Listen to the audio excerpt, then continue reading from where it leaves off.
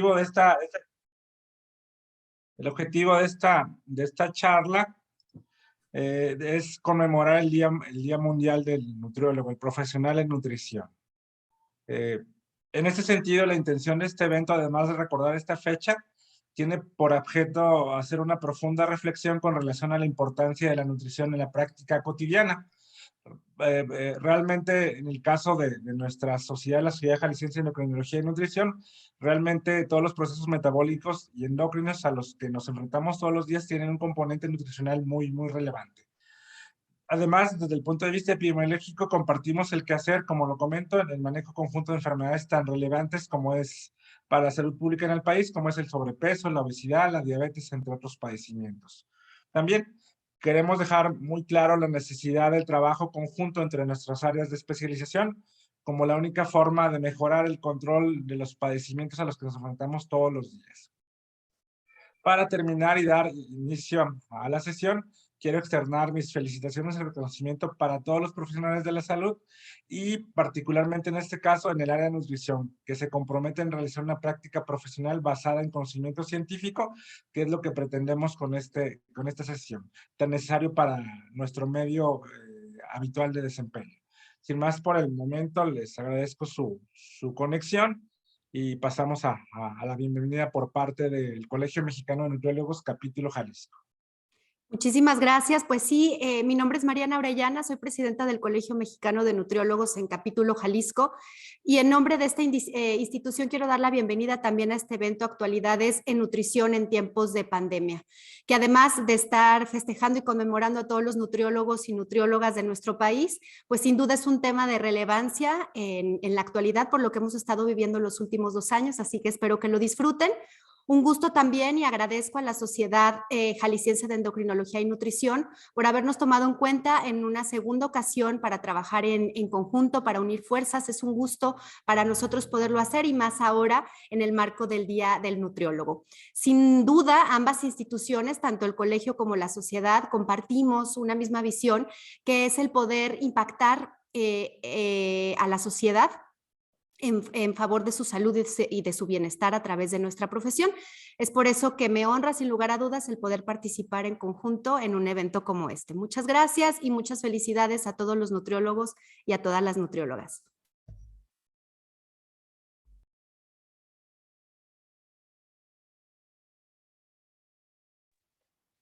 Muy buenos días. A nombre del comité organizador, del cual formo parte de la Sociedad Jalisciense, les damos la bienvenida. Esperamos que disfruten mucho el evento y aprendan mucho. Es para mí un honor presentar a mi maestra, la maestra Mariana Orellana Aro, nutrióloga certificada por el Colegio Mexicano, tiene maestría en nutrición clínica, una especialidad en obesidad y síndrome metabólico, es educadora en diabetes, presidente del Colegio Mexicano de Nutriólogos Capítulo Jalisco.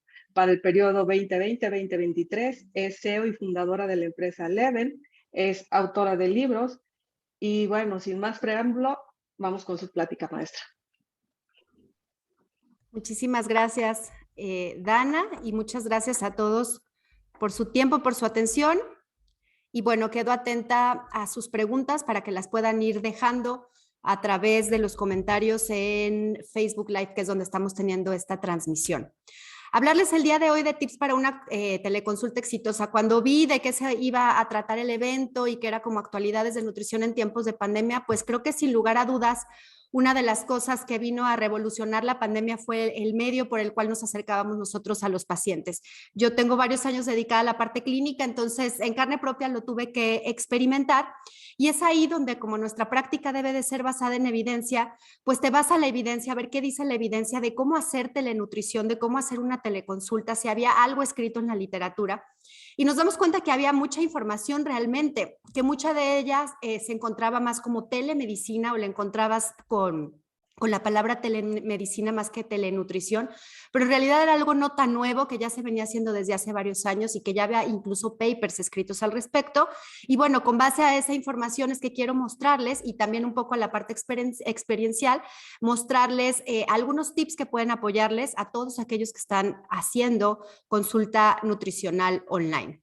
Esta imagen, pues para romper el hielo nada más, porque fue algo que que nos llamó la atención, a lo mejor a los que éramos niños y crecimos con estas caricaturas, que veíamos a los picapiedras y cómo recibían la atención médica de una manera y a los supersónicos recibiéndola completamente de otra diferente, ¿no? A través de una pantalla. Y yo recuerdo que cuando yo de niña veía esta imagen de ver pantallas y personas hablándose a través de una pantalla, a mí me parecía algo, pues, que probablemente mis ojos nunca lo iban a ver y ahora trabajo de esa manera, ¿no? Tanto en la parte de la docencia como en la parte de la clínica. Entonces es algo que ya no es del futuro, que es de la actualidad, que se vino gestando desde hace muchos años.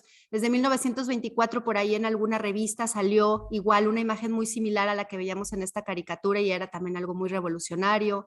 En los 60 con los primeros viajes espaciales también se empezó a efectuar temas de telemedicina. En 1990 llega el internet y todavía da más auge a esta situación y bueno, en el 2020 COVID-19, que con eso ya fue el boom definitivamente de tener que dar una atención a través de un medio distinto, ¿no? Del medio digital. Para definir conceptos, bueno, de ahí surge, de toda esta historia, surge la telesalud, la telemedicina y de lo que hablaré el día de hoy específicamente de la telenutrición, ¿no? Que cuando hablamos de telenutrición nos referimos a cómo utilizar de manera interactiva las telecomunicaciones para poder llevar a cabo el proceso de atención nutricia, pero en una vía remota. ¿Qué quiere decir esto? Que tendríamos que dar al paciente la misma atención y tendríamos que llevar a cabo el mismo proceso de atención. Lo único que cambia, y siempre se los digo, es no cambia el qué, cambia el cómo. Es decir, vamos a hacer realmente lo mismo, pero vamos a utilizar estrategias y herramientas alternativas a las convencionales que estábamos acostumbrados a utilizar en la consulta presencial. Hay muchos beneficios de utilizar telenutrición y estos beneficios creo que primero nos los tenemos que creer nosotros como profesionales, pero también comunicárselos a la población, porque no sé si les sucedió, pero a mí me sucedió que había mucha resistencia, hay todavía mucha resistencia por parte de los pacientes para recibir este tipo de servicio. Entonces, es darle la seguridad y la garantía de que va a recibir la misma atención, de que va a tener los mismos resultados y que aparte puede obtener otros beneficios. Por ejemplo, para nosotros nos reduce muchísimo los costos, evitamos el costo de un consultorio, el costo de traslado al paciente también, eficientiza procesos, el tiempo, les decía yo, del desplazamiento, la infraestructura, puedes tener mucho más alcance, ver personas no solamente en este caso de Guadalajara, sino poder ver personas incluso de otros países. Y esto que lo voy a abordar un poquito más adelante en la parte de consejería, es que incentiva mucho la autorregulación del paciente, el automonitoreo, el autocontrol, y eso es algo que en la parte de nutrición buscamos muchísimo y la telenutrición ayuda mucho a que se pueda dar esta situación. Este es el proceso de atención nutricional, que ya lo conocen, donde hacemos primero una evaluación, un diagnóstico, una intervención y un monitoreo, pero aquí la pregunta es cómo hacemos esto a través de los medios digitales, cómo peso y mido al paciente, qué dominios de los diagnósticos puedo diagnosticar a través de telenutrición, todos o no todos, qué intervenciones puedo aplicar, cuáles son más efectivas a través de telenutrición. ¿Qué y cómo voy a monitorear? Si no lo puedo pesar, entonces, ¿qué voy a hacer? ¿Qué indicadores voy a tomar en cuenta? Suelen ser dudas, ¿sí? Y tienen una respuesta. Aquí lo que yo les recomiendo es el uso del pensamiento crítico, que eso es lo que nos ayuda a resolver problemas que muchas veces no encontramos en un libro, no encontramos en un paper, pero que el pensamiento crítico nos puede llevar a resolver este tipo de problemáticas o de cuestiones que nos enfrentamos en la práctica clínica digital. En cuanto a la evaluación nutricional, sabemos que estos son los 5 dominios que se deben de evaluar en el paciente, de los cuales hay varios que no tienen ningún problema para evaluarse en la vía remota. La historia del cliente, cómo te llamas, a qué te dedicas, cuántos años tienes, sin ningún problema lo puedes hacer en una entrevista virtual. Antecedentes relacionados con la alimentación, hacerle un recordatorio de 24 horas, una frecuencia de consumo, alergias, intolerancias, tampoco hay impedimento en la vía digital. Datos bioquímicos, pruebas y procedimientos, no le vas a poder tú directamente hacer una calorimetría, no le vas a poder tomar su glucosa capilar en ese momento, pero sí puedes solicitar los estudios al paciente y que te los envíe a través de correo electrónico, a través de WhatsApp, entonces tampoco es un impedimento este tipo de evaluaciones en la vía digital. Hallazgos físicos centrados en la nutrición e historia del cliente también es posible, que es la parte clínica. signos, síntomas, y la que creo que ha generado más conflicto es la de las mediciones antropométricas, porque ahí sí dices definitivamente yo no lo puedo subir a mi InBody, no lo puedo subir a mi Tanita porque estamos a distancia, ¿no? ¿Qué hago en este sentido? Aquí les decía, la respuesta es hacer uso del pensamiento crítico y buscar soluciones que se ajusten a lo que realmente el paciente necesita. Y aquí es donde entra el primer tip que yo les puedo dar. Determinen los datos que son realmente relevantes a recopilar en su paciente, porque hay veces que por el motivo de consulta de la persona o por lo que el médico lo está derivando, hay ciertos indicadores que son indispensables y hay otros que no lo son. Incluso el peso, ¿sí? No en todos los pacientes es indispensable. Entonces, ahí es donde nosotros tenemos que usar el pensamiento crítico antes de angustiarnos, antes de estar nerviosos y decir no le voy a poder medir la presión, no le voy a poder tomar la glucosa capilar, no lo voy a poder pesar, no le voy a poder sacar el porcentaje de agua, grasa, músculo, hueso, etcétera, etcétera. Antes de que llegue la angustia, pensar si esos indicadores son indispensables en esa sesión, ¿sí? O incluso si necesito otra información, porque a lo mejor tengo que recabar otro tipo de información. En el caso que yo diga, sí es necesario, sí necesito la presión, sí necesito la glucosa, sí necesito el peso, entonces seleccionar herramientas o procedimientos que me permitan hacerlo a la distancia. Por ejemplo, el peso reportado es un ítem que de hecho viene en la terminología del proceso de atención nutricia, lo cual quiere decir que está avalado el utilizar el peso que el paciente reporta, no necesariamente medirlo directamente yo. Es ahí donde podemos pedir al paciente o entrenar al paciente en la toma de ciertas mediciones, ¿sí? O utilizar aplicaciones, wearables que nos puedan medir esos indicadores que, número uno, primer tip, son indispensables. Si no son indispensables, ¿para qué hago que el paciente se compre un brazalete de InBody que le va a medir el porcentaje de grasa?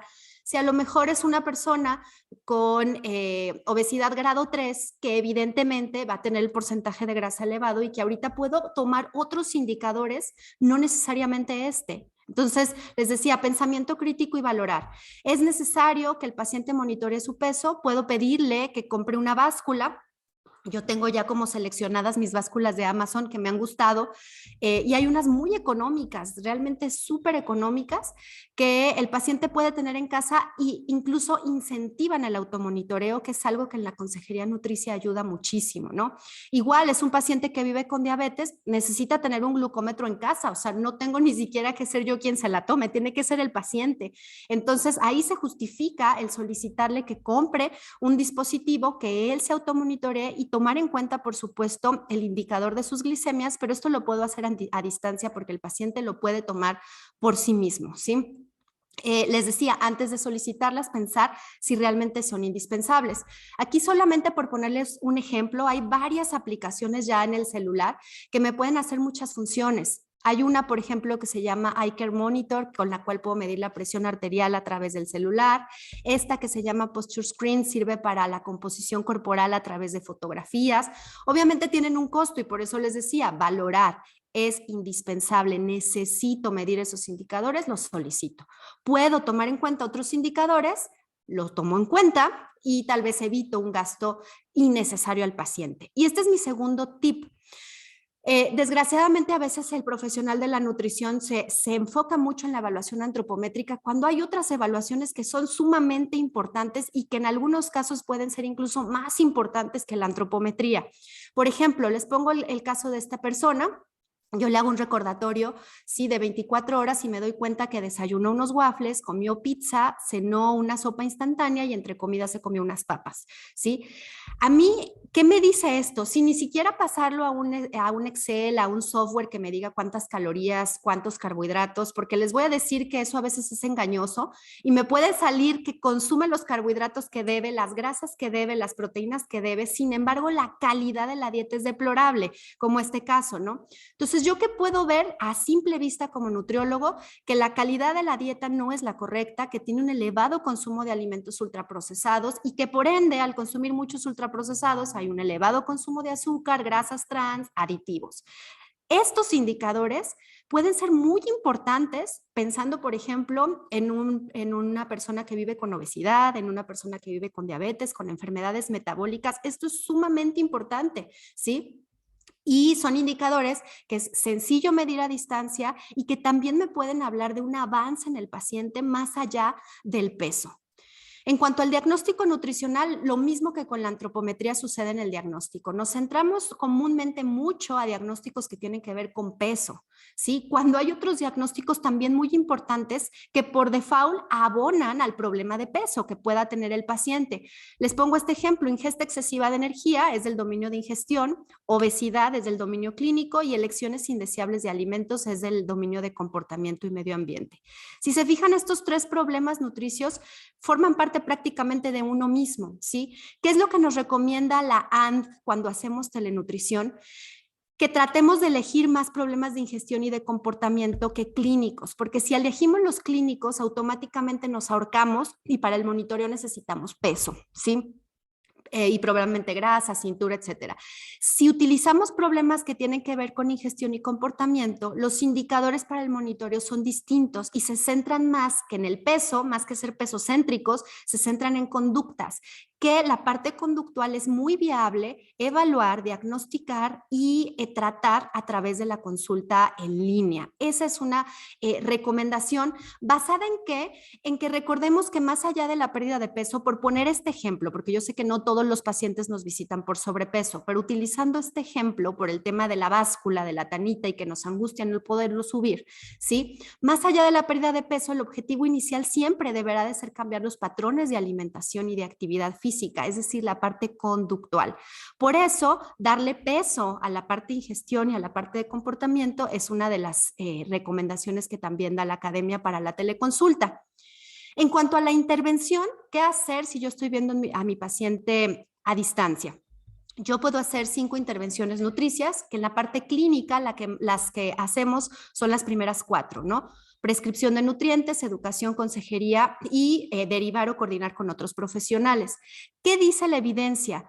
Con respecto a telenutrición, dice que lo ideal es, se pueden usar todas, se pueden hacer todas, pero lo ideal es sí o sí utilizar educación nutricia y consejería nutricia. Y aquí yo diría, no solo a distancia, definitivamente también en el formato presencial. Estos son 2 componentes de la intervención que deben de formar parte de nuestra terapia nutricional. En educación en nutrición esto da para todo un diplomado, no para un webinar, pero bueno, les pongo aquí evidencia de una publicación de Nutrients donde hablan justo de un proyecto de telenutrición que llevaron a cabo con un grupo de pacientes y ellos dan algunos tips.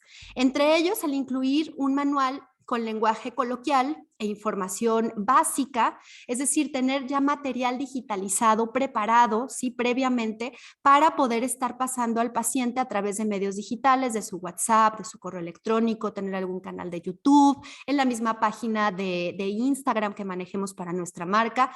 Esa puede ser un medio, sí, de educación donde nosotros ya tengamos material previamente diseñado, ¿no? Como por ejemplo, platillos saludables, recetas con platillos saludables, semáforos donde el paciente puede ubicar qué alimentos son más recomendables que otros, lectura de etiquetas, cómo construir un plato saludable, cómo tomar decisiones inteligentes al momento de ir a un restaurante, por ejemplo, ¿no? Es información que puede ser muy, muy valiosa. ¿Cómo elijo yo? Porque esto es importante. ¿Qué información voy a transmitir? Tiene que ser de acuerdo al objetivo educativo que tenga mi paciente. No todas las personas necesitan la misma información y tampoco el objetivo de la educación en nutrición es hacer nutriólogos a nuestros pacientes. El nutriólogo somos nosotros. Lo que queremos es darle herramientas y darle conocimientos que le apoyen a resolver su problema nutricio. Eso es lo que queremos. De aquí que tenemos que ubicar primero el objetivo educativo, qué necesita saber o saber hacer el paciente, ¿sí? Y entonces irlo llevando por niveles de conocimiento, de manera que a lo mejor yo puedo empezar mostrándole el plato, mostrándole un semáforo para que conozca, después pedirle que a lo mejor me lo ejemplifique con un plato o con los alimentos que tiene ahí en su cocina y les tome una foto y me las mande. Y a lo mejor después pedirle que me mande la foto de lo que cenó, aplicando lo que ya conoció, lo que ya comprendió.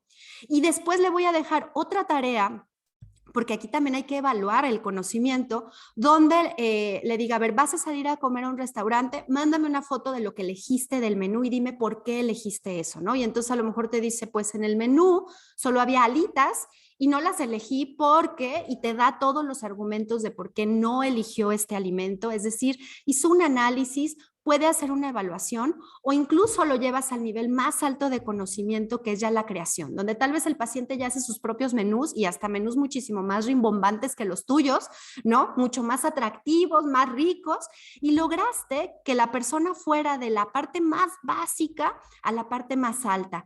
Pero esto tiene que llevar un orden. Una persona no puede correr cuando ni siquiera sostiene la cabeza. Entonces tenemos que irlo llevando, como en todo, de menos a más para que vaya alcanzando los distintos niveles de conocimiento. Ojo, en las competencias, ¿sí?, de conocimientos o habilidades que específicamente ese paciente requiere para resolver su problema nutricional. Decíamos también usar consejería en nutrición, es sumamente recomendable en telenutrición y también en consulta presencial. Y aquí lo que dice la evidencia es que hay 3 estrategias que son las que se han visto que más funcionan cuando se da la consulta a distancia. Me voy a meter más a las estrategias que a las teorías. Las estrategias, por supuesto, están sustentadas en teorías del cambio de comportamiento, que es la teoría cognitivo-conductual, el modelo transteórico de las etapas de cambio y el modelo de autorregulación. Lo que nosotros aplicamos en la consulta son las estrategias, que estas 3, les digo, son las que habla la evidencia que tienen mayor efectividad en la teleconsulta. Establecimiento de metas, entrevista motivacional y automonitoreo. Establecimiento de metas no es que el paciente diga voy a hacer más ejercicio, eso no es una meta.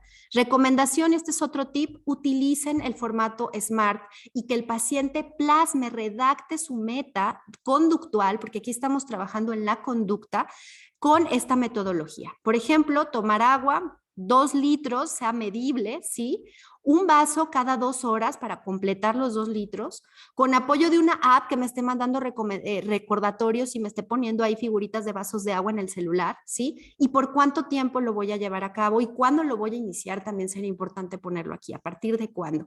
Si se fijan, esto ya es mucho más específico, medible y se convierte en una meta que el simple hecho de darle un papelito al paciente que diga tienes que tomar más agua, porque eso es muy ambiguo y eso no lo va a llevar a un cambio conductual. Esto es establecimiento de metas. Entrevista motivacional igual, esto también da para otro diplomado, pero yo aquí mi recomendación es lean sobre entrevista motivacional porque esto tendríamos que usarlo por lo menos en la primera consulta, ¿sí? ¿Para qué? Para poder mover la motivación interna de la persona, que es algo con lo que siempre batallamos, la motivación. El paciente puede llegar muy motivado y después perder esa motivación y ya no estar adherido a sus metas ni a su plan de alimentación, etcétera. Entonces, utilizar la entrevista motivacional hace que el paciente construya sus objetivos, ¿sí?, desde lo que tiene y no desde lo que no tiene, desde lo que el paciente está dispuesto realmente a cambiar y no desde lo que yo quiero que el paciente cambie, ¿no? Que yo quisiera que cambiara todo, pero estoy trabajando con personas que tienen motivación, que tienen voluntad y la entrevista motivacional me ayuda a esto. Les decía, hay evidencia de que la entrevista motivacional funciona en telenutrición. Y por último, el automonitoreo, que por eso aquí, si el paciente necesita pesarse, sería bueno que tuviera una báscula en casa. Si necesito la circunferencia de cintura, sería bueno que tuviera una cinta métrica en casa y de esa manera él pueda ir llevando sus propios registros, que no tienen que ser solo antropométricos, también pueden ser registros de cuánto tomó de agua durante el día, de si logró sus porciones de verdura o de fruta al día, su planificador de metas SMART y ir viendo cómo va lunes, martes, miércoles, etcétera.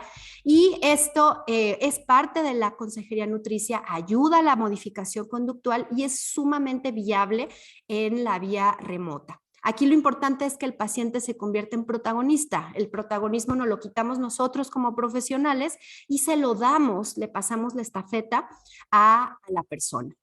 Y en el monitoreo y en la reevaluación se puede hacer en línea totalmente. Aquí la idea es qué indicadores puse como signos y síntomas en mi PES, en mi diagnóstico, porque esos indicadores hay que medirlos y tengo que saber cómo se van a medir, si el paciente los va a medir en casa, si lo voy a mandar a un laboratorio a hacerse estudios o qué voy a hacer. Pero de que se puede hacer definitivamente, ¿no? Solamente clarificar qué herramientas son las que voy a utilizar y garantizar que las pueda utilizar a distancia. Más recomendaciones en la práctica, no todo tiene que ser en línea también, puedo hacer un modelo híbrido donde a lo mejor alguna consulta, por ejemplo, los que hacen nutrición deportiva, que necesitan tomar pliegues, ellos sí lo necesitan, ¿sí? Y eso sí no se los puede tomar el paciente solo, bueno, a lo mejor tener una consulta inicial presencial donde se les haga toda la antropometría y después tener otras consultas virtuales, eso también se puede, ¿no? Se puede utilizar mensajes de textos, llamadas telefónicas y ahí les decía evidencia que sustenta que es efectivo también el modelo híbrido. ¿Qué incluir? Si utilizo la llamada telefónica, por ejemplo, la consulta virtual, tengo que de todas maneras evaluar educación nutricia y consejería. O sea, estas son cosas que definitivamente no pueden faltar, ¿sí? Y recomendación, manejar los objetivos y esto puede ser algo que se monitorea de manera muy fácil también vía telefónica, vía WhatsApp o vía videoconferencia. El tema de las barreras.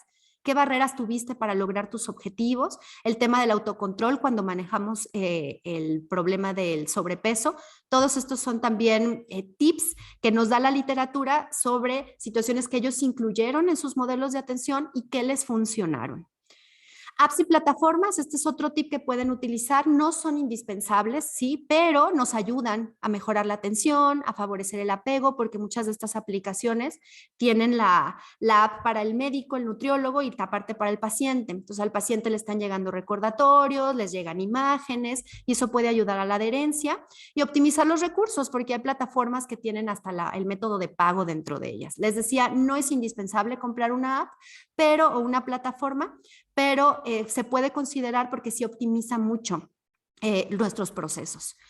Aquí hay evidencia también de cómo aplicaciones, plataformas han dado resultados en pacientes con diabetes, en personas con sobrepeso o con obesidad, cirugía bariátrica, todo esto a través de los medios digitales, pero algo que sí les quiero decir es que no suplen el rol del nutriólogo o de la nutrióloga. Esto es importante. Entonces, no porque el paciente tenga una app quiere decir que ya no nos necesitan, sino que más bien son apoyos para nosotros como profesionales poderles dar el seguimiento y la intervención a los pacientes.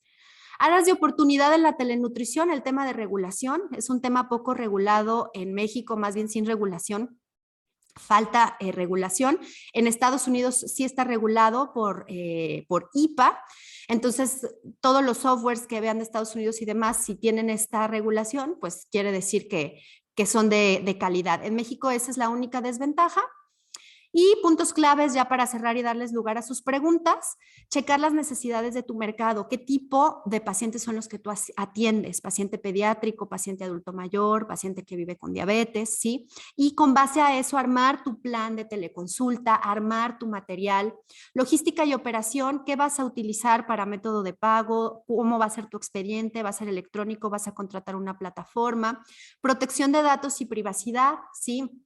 Esto es súper importante y materiales y otros recursos. Lo que les decía, que no nos agarren en curva los pacientes cuando estemos en consulta, nosotros ya tener una preparación, una planeación previa con todas esas herramientas que pueda utilizar yo a la distancia o esos materiales que pueda yo solicitarle al paciente para poder hacer una correcta evaluación, un correcto diagnóstico y una exitosa intervención nutricional.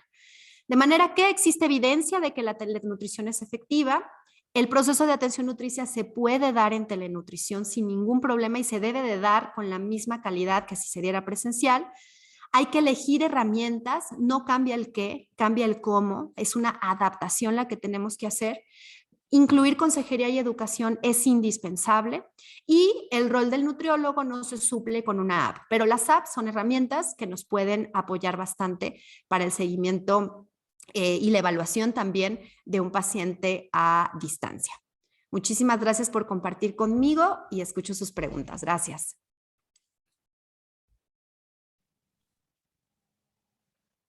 Maestra, muchas gracias por tan interesante ponencia. Definitivamente creo que nos deja picados y nos deja con ganas de saber muchísimo más del tema.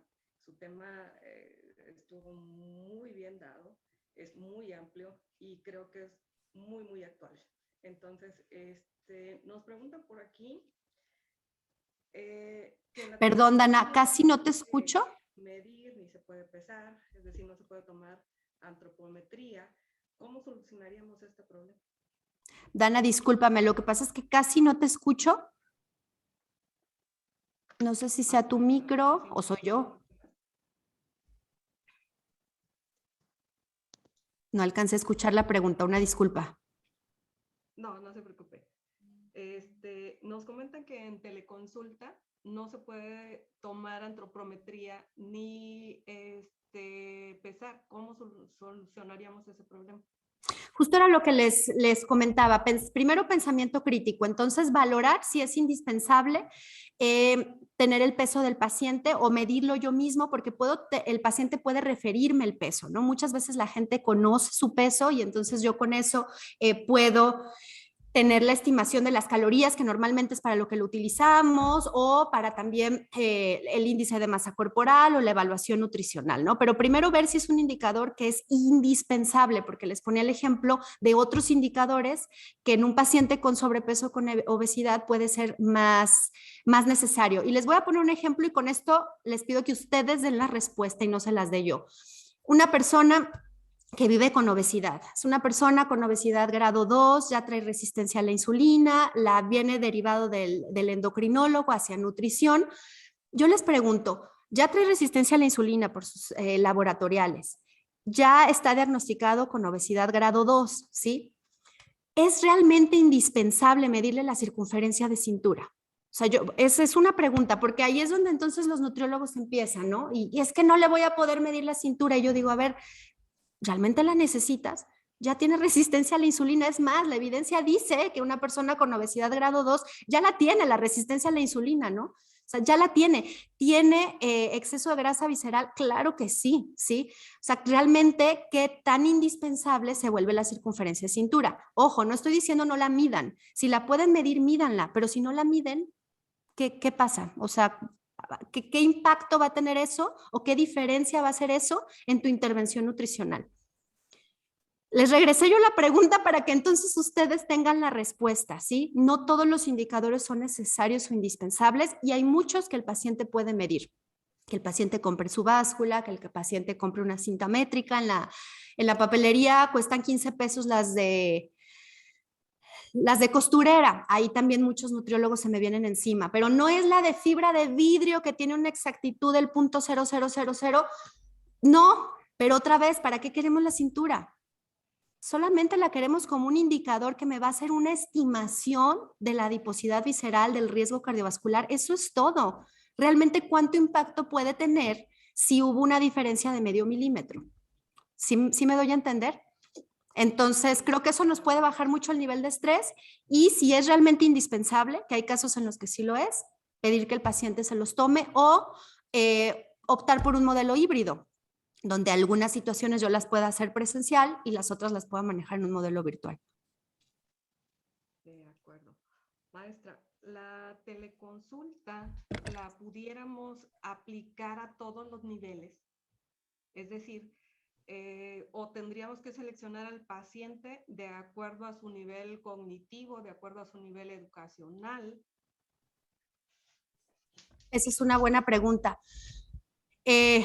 Yo creo que se puede llevar a todos los niveles, pero igual, pensamiento crítico. Van a cambiar las herramientas que yo vaya a utilizar, ¿no?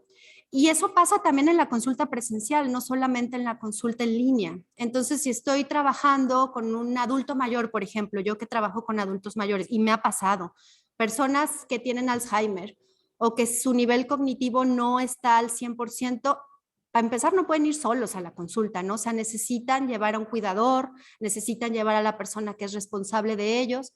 Entonces, eso mismo sucedería en la consulta en línea. Yo diría que es viable, pero que tendría que ser entonces, al igual que la consulta presencial, adaptada, ¿no? A estas condiciones particulares que pueda tener cada grupo etario o por nivel socioeconómico, etcétera, ¿no?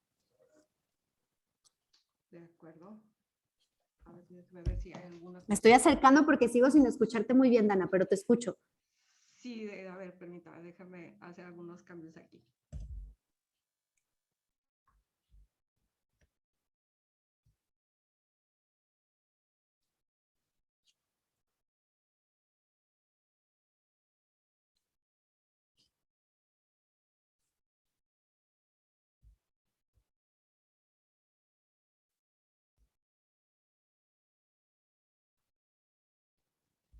A ver si ya nos podemos escuchar mejor. Un poquitito mejor, Dana. Dime. Porque ahora no le escucho yo a usted. ¿Ahí me escuchas?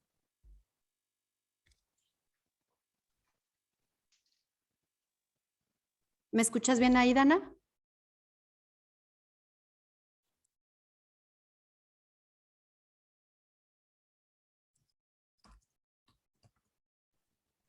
¿Ya nos escuchamos más claro? Sí, ¿tú me escuchas a mí?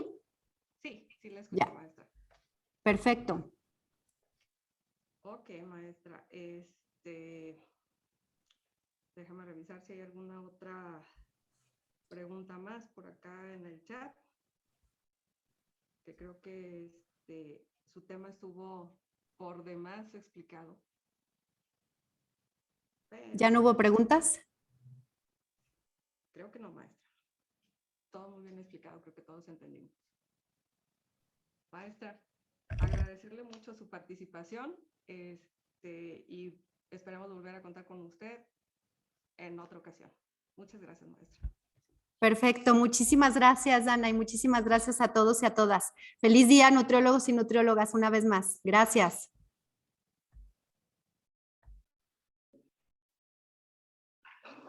Hola, ¿qué tal? Pues muchas gracias a la maestra Mariana Cecilia Orellana. Por mi parte, voy a presentar a la doctora Laura Leticia Salazar Preciado. Ella es doctora en Ciencias de la Salud Pública y licenciada en Nutrición por el Centro Universitario de Ciencias de la Salud de la Universidad de Guadalajara. Es profesora e investigadora del Departamento de Ciencias de la Salud Poblacional y licenciada en Nutrición y del doctorado en Investigación Multidisciplinaria en Salud en el Centro Universitario de Tonalá. Es profesora de la maestría en Nutrición Humana con orientación materno-infantil de la Universidad de Guadalajara en el Centro Universitario de Ciencias de la Salud. Es miembro del Observatorio del Derecho a la Alimentación Adecuada, que comemos, y vocal del Colegio Mexicano de Nutriólogos, capítulo Jalisco, miembro del Sistema Nacional de Investigadores y perfil PRODEP. Sus líneas de investigación son seguridad alimentaria, derecho humano a la alimentación adecuada en nutrición y salud pública.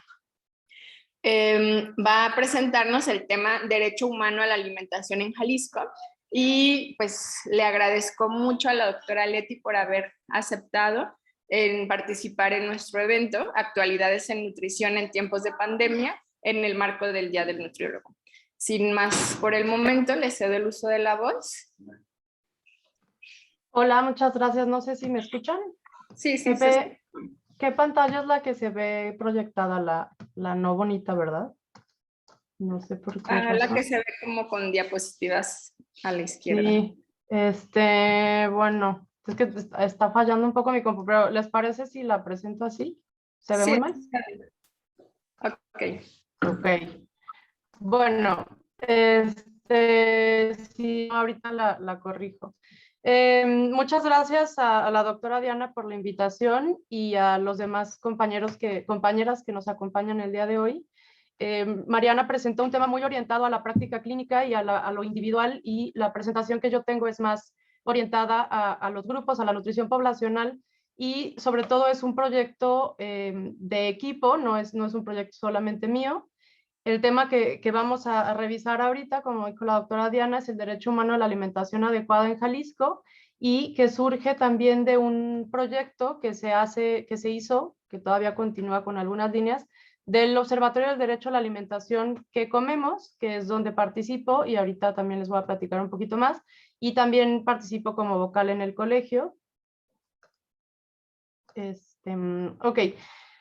Es importante entender qué es el derecho humano a la alimentación adecuada, porque aunque se relaciona estrechamente con otros conceptos, tiene unas características particulares y además está muy ligado a lo que es la dignidad humana y las necesidades básicas, ¿no? Entonces, esta definición, más bien este concepto que se tiene en relación al por qué es importante el derecho humano, nos gusta siempre ponerlo en las presentaciones del observatorio porque tiene que ver con la importancia de lo que la alimentación es para las personas, ¿no? Lo veíamos ahorita con Mariana, es un pilar para la vida. Sin embargo, como se menciona aquí, es el derecho humano que se considera que es el más violado o más violentado a nivel mundial, independiente de otros derechos que también son parte cercana de este derecho, como es el derecho a la salud, el derecho a la educación, a un trabajo digno, etcétera. Entonces, siendo el derecho humano más violado, pero el que está más inherente a la vida, es decir, no podemos dejar de comer, es algo que algunas personas tenemos el privilegio de hacer varias veces al día. Sin embargo, hay personas que no tienen ese privilegio. Entonces, es importante tenerlo presente como profesionales de la salud, particularmente de la nutrición, y entender que aunque se sabe que este derecho tiene este nivel de complejidad para medirlo y también para alcanzarlo, no se han realizado las estrategias suficientes para poder alcanzarlo y minimizar el impacto en la vida que tiene este derecho. Concretamente, el derecho a la alimentación se define en la Declaración Universal de Derechos Humanos de 1948, en el artículo 25, se define como aquel que toda persona tiene derecho a un nivel de vida adecuado que le asegure, no nada más a él, sino a su familia, la salud y el bienestar, y en especial la alimentación, el vestido, la vivienda, la asistencia médica y los servicios sociales necesarios. Tiene asimismo derecho a los seguros en caso de desempleo, enfermedad, invalidez, viudez, vejez y otros casos de pérdida de sus medios de subsistencia por circunstancias independientes de su voluntad. Este derecho está integrado en la mayoría de las constituciones de todos los países. Sin embargo, aunque está en las constituciones, no necesariamente se crean los mecanismos para alcanzar este derecho. En la Constitución mexicana está en el artículo 4 y se establece que el derecho a la alimentación no es un derecho a ser alimentado como tal, es decir, a que el gobierno o el Estado te dé tal cual el alimento. Solamente se percibe de esta forma cuando hay una situación de crisis alimentaria, que el COVID es un ejemplo muy claro, sino que también se tiene que tener esta certeza de que se tienen los medios para poder por sí misma la persona o su familia obtener el acceso a la alimentación. Entonces, no es solamente que esté en las constituciones ahí de forma concreta, sino que se busquen estos mecanismos para que cuando no es un momento de crisis, cada persona sea capaz de por sí misma acercarse a este derecho o cumplirlo, ejercerlo más bien, y si es una situación de crisis, entonces sí que se movilice y se dé este alimento de forma concreta. Les comentaba hace un momento que el derecho a la alimentación adecuada es distinto a otros conceptos como son los de soberanía alimentaria y seguridad alimentaria. Sin embargo, van de la mano porque también el derecho de cada pueblo a decidir qué se va a producir, cómo se va a producir, cómo se va a comercializar, pues va muy, muy cercano a que esta alimentación sea adecuada en cantidad y en calidad, pero sobre todo adecuada a la cultura, ¿no? de cada persona. Y bueno, la seguridad alimentaria también tiene que ver con esto, el tener acceso físico y económico a los alimentos y que estos alimentos también estén disponibles, porque habrá personas que tienen un acceso económico, pero que el lugar donde viven no hay un acceso físico a estos alimentos, y por el contrario habrá personas que viven en un espacio en donde hay muchos alimentos, hay una diversidad de alimentos, sin embargo el ingreso económico no le permite acceder a estos alimentos, ¿no? Lo mencionaba Mariana con el ejemplo que puso de la dieta del paciente, pues veíamos que incluía algunos productos ultraprocesados o algunos productos como las alitas, que son otro tipo de alimento, que aunque la alimentación en México se ha ido modificando y la globalización y tal, pues no son parte de lo tradicional, ¿no? Y en algunos casos podrían ser como alimentos de lujo a los cuales la gente busca tener acceso como una cuestión cultural, pero que no son necesariamente económicos o nutritivos, ¿no? Entonces es importante entender que la alimentación no es nada más lo que se debería de comer, sino que también tiene estas vertientes sobre lo que está de moda o lo que se empieza a mezclar en la cultura alimentaria de un lugar, ¿no? Entonces, bueno, cada concepto tiene su peso importante, son cercanos, pero a la vez tienen características distintas que hay que considerar para poder entender la complejidad de lo que es la alimentación y el derecho a la alimentación y a la producción, al cómo se producen los alimentos. Estas son unas cifras que me pareció importante mostrar en relación a por qué es importante este derecho y por qué es importante que nos involucremos todos en alcanzar que la gente y la comunidad alcance este derecho. Estos son datos del Banco Mundial del año pasado que están enfocados a medir el hambre crónica, pero también por ahí, si gustan revisar los documentos, también están hablando del impacto que tiene el COVID, ahorita lo vamos a ver puntualmente. En 2020 había en el mundo entre 720 y 811 millones de personas que pasaron hambre, lo que equivale aproximadamente al 10% de la población total. De esas personas, había aproximadamente 118 millones que tenían hambre crónica, es decir, en todo momento tienen un acceso no adecuado a este derecho a la alimentación, y fue un aumento del 2019 al 2020 estos 118 millones en relación a la crisis alimentaria y sanitaria que estamos viviendo por el COVID. El indicador de acceso completo anual a una alimentación adecuada, es decir, que durante todo el año esta persona tenga un acceso adecuado, mostró que casi 2.370 millones de personas, lo que equivale al 30% de la población mundial, carecían de un acceso a una alimentación adecuada en 2020, y esto representó un aumento de 320 millones solamente en un año. Entonces, de repente estamos como muy enfocados al impacto que tiene el COVID en la economía, ¿no? Y en el desarrollo de las naciones, o incluso la falta de acceso a los sistemas de salud, además de un problema también ambiental con todo lo que se necesita para prevenir el contagio. Pero la cuestión alimentaria es algo que no se le está dando la importancia que se merece, y está generando pues millones de personas que cada vez digamos, entran a estos indicadores de pobreza crónica y carencia alimentaria. Entonces, es un problema que además, como veíamos, pues el derecho a la alimentación se une a todos los demás, ¿no? A la educación, a la salud. Si no tenemos una buena alimentación, se va a ver afectada toda la esfera de lo que es la vida de la persona. Y como decíamos en un inicio, el derecho a la alimentación está muy, muy cercano a la dignidad humana. Entonces, es sumamente lamentable que esta situación no se tome con la urgencia que se tiene. Particularmente me gustaría platicarles de este proyecto del observatorio que comemos, que es un observatorio que surge de un proyecto grande que se hizo de Jalisco sin hambre con recurso de FOMIX CONACYT, y que se incluyeron varias instituciones. En la página del observatorio pueden revisar los documentos y cómo surgió este proyecto. Este proyecto está como tal anidado en el ITESO, desde donde colaboran Paulo Orozco y Laura Arellano y otras personas como Carlos Bauche. Y desde UDG, particularmente desde el CUTONALA, está el maestro Ulises Brambila y yo, que somos los que hemos como permanecido. Ha habido otras personas que van y vienen en el proyecto porque se necesita pues mucha gente, ¿no? Para poder llevar a cabo este proyecto. ¿Qué hacemos concretamente como objetivo del observatorio? Buscar, analizar y presentar información sobre los problemas que obstaculizan la plena realización de este derecho a la alimentación adecuada, así como de alternativas que ayuden en el avance de este.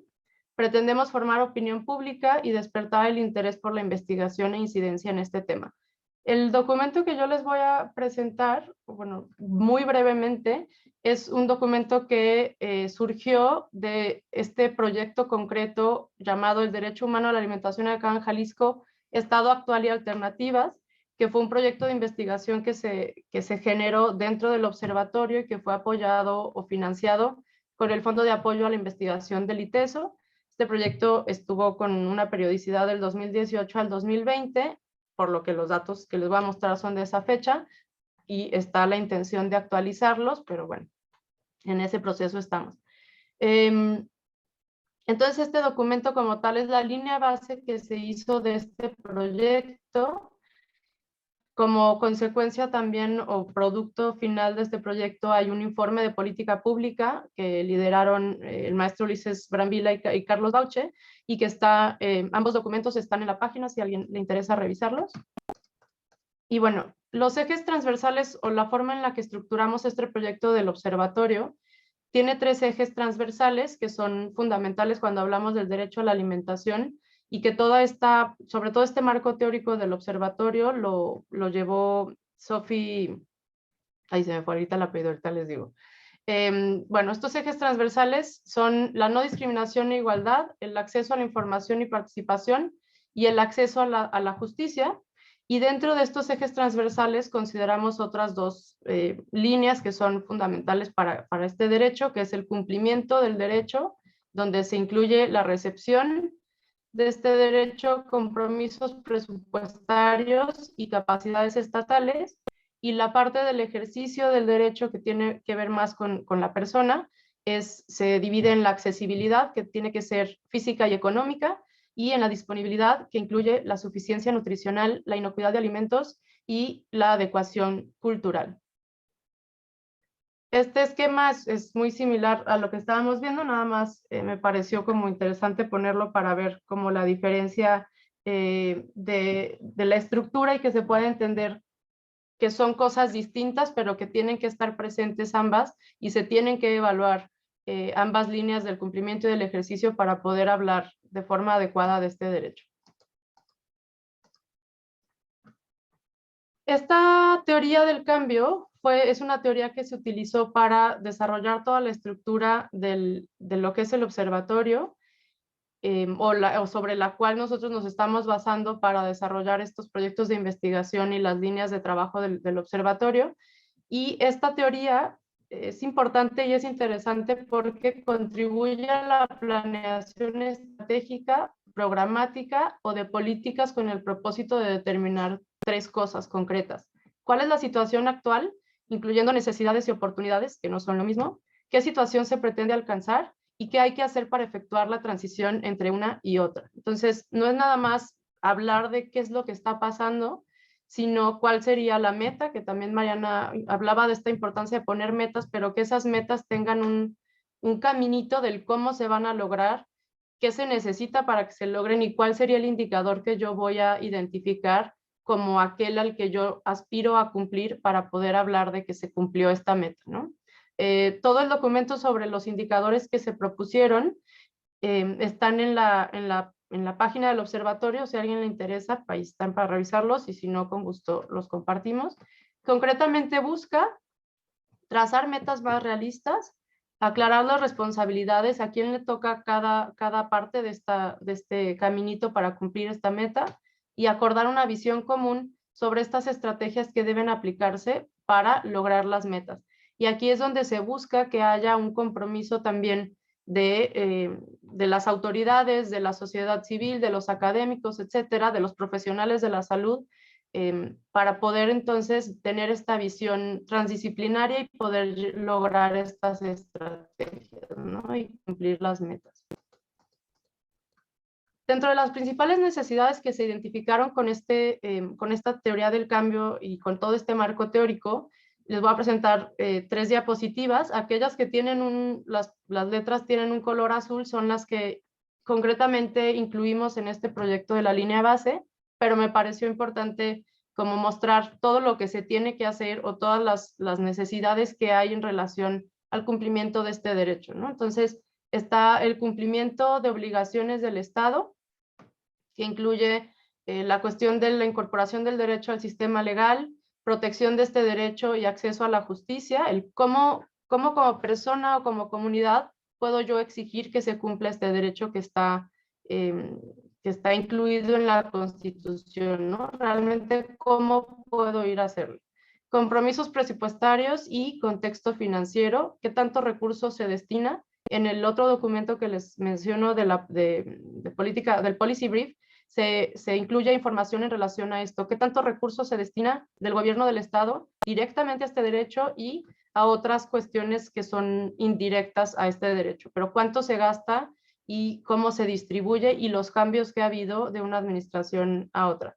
prácticas agrícolas y productivas de alimentos que tienen que ver con determinantes de la producción, la diversidad de los productos locales, el impacto ambiental, social y económico, la pérdida y el desperdicio de alimentos, que esto es sumamente importante también, alternativas actuales para mejorar las prácticas agrícolas y de producción de alimentos, y el desarrollo rural y agropecuario, que incluye políticas de producción, soberanía alimentaria, suficiencia y dependencia. Otras de las necesidades que identificamos son el acceso a la información pública, pero también de la participación de la sociedad civil, donde nos incluimos todos los que estamos aquí presentes. Y aunque parezca obvio al hablar de un derecho humano, no siempre se abordan estos proyectos o estos análisis de la realización del derecho desde un enfoque de derechos humanos, que es una metodología que está pues, dedicada a realmente verlo como una cuestión que no es nada más algo que debería de pasar porque se nos ocurre, sino porque es como tal un derecho humano y la relación que tiene con otros derechos. Acceso económico a alimentos, donde se incluye el sistema socioeconómico y su impacto en el acceso a los alimentos, el empleo, los ingresos y el acceso a los alimentos.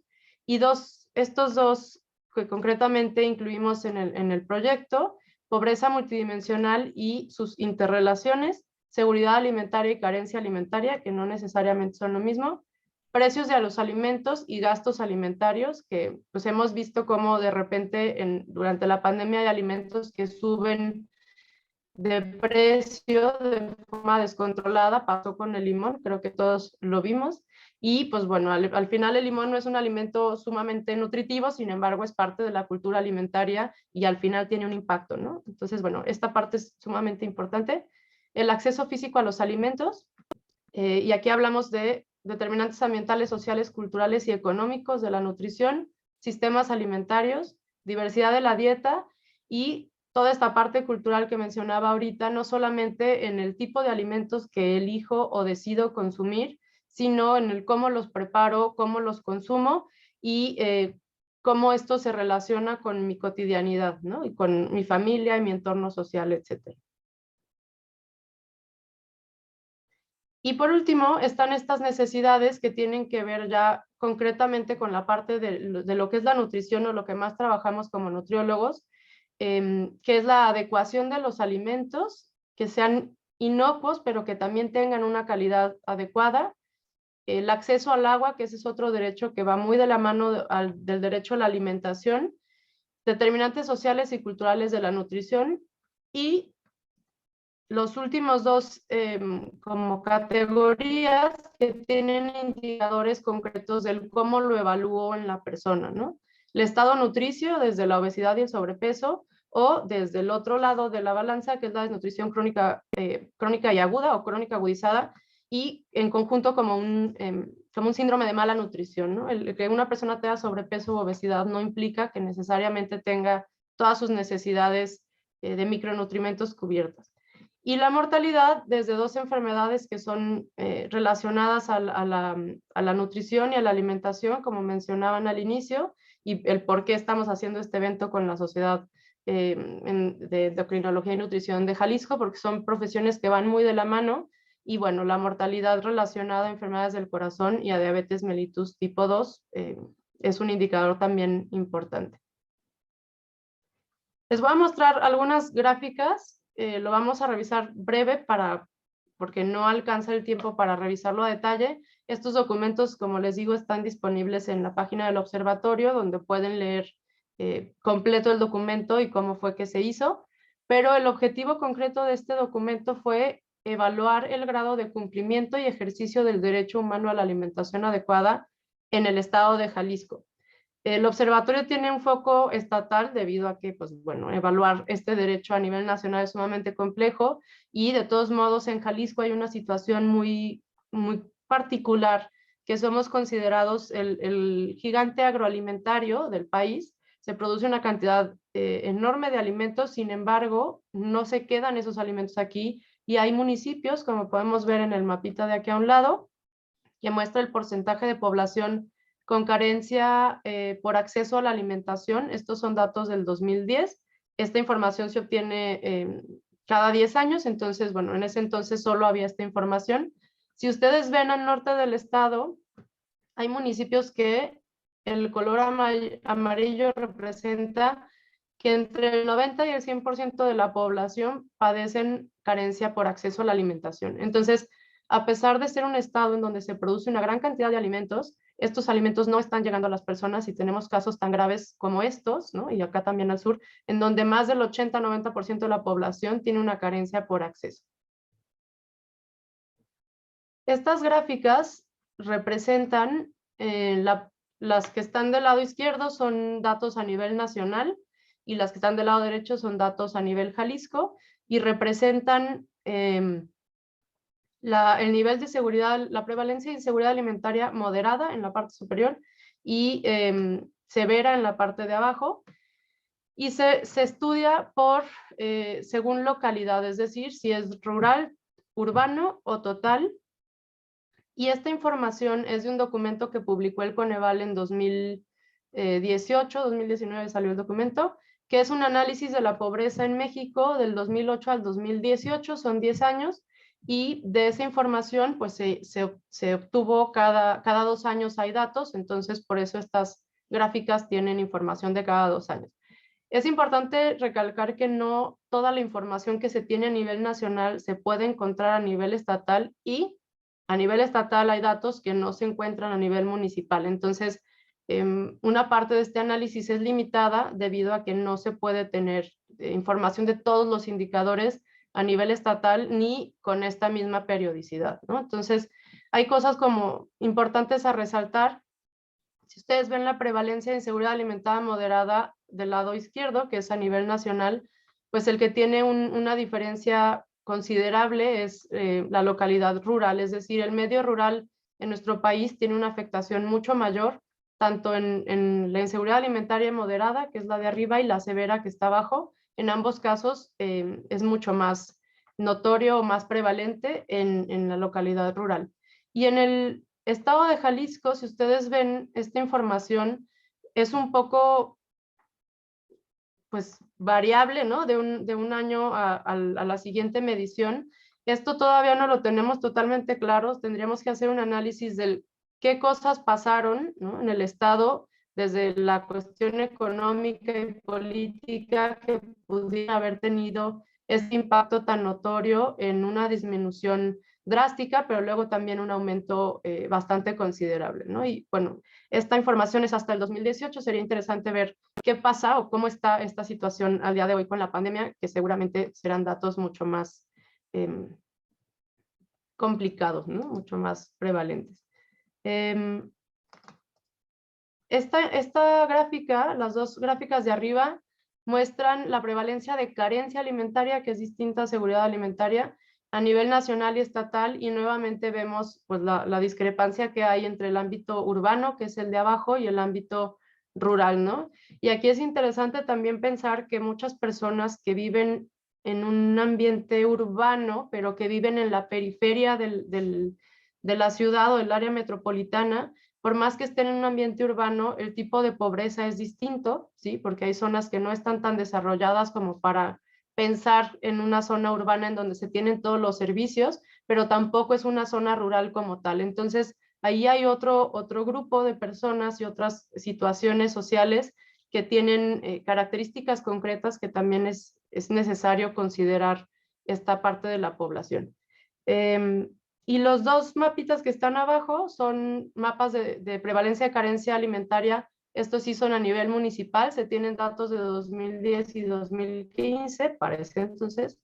Y pues bueno, aunque podemos ver que hubo mejoras en algunos municipios, en otros municipios aumentó esta carencia alimentaria.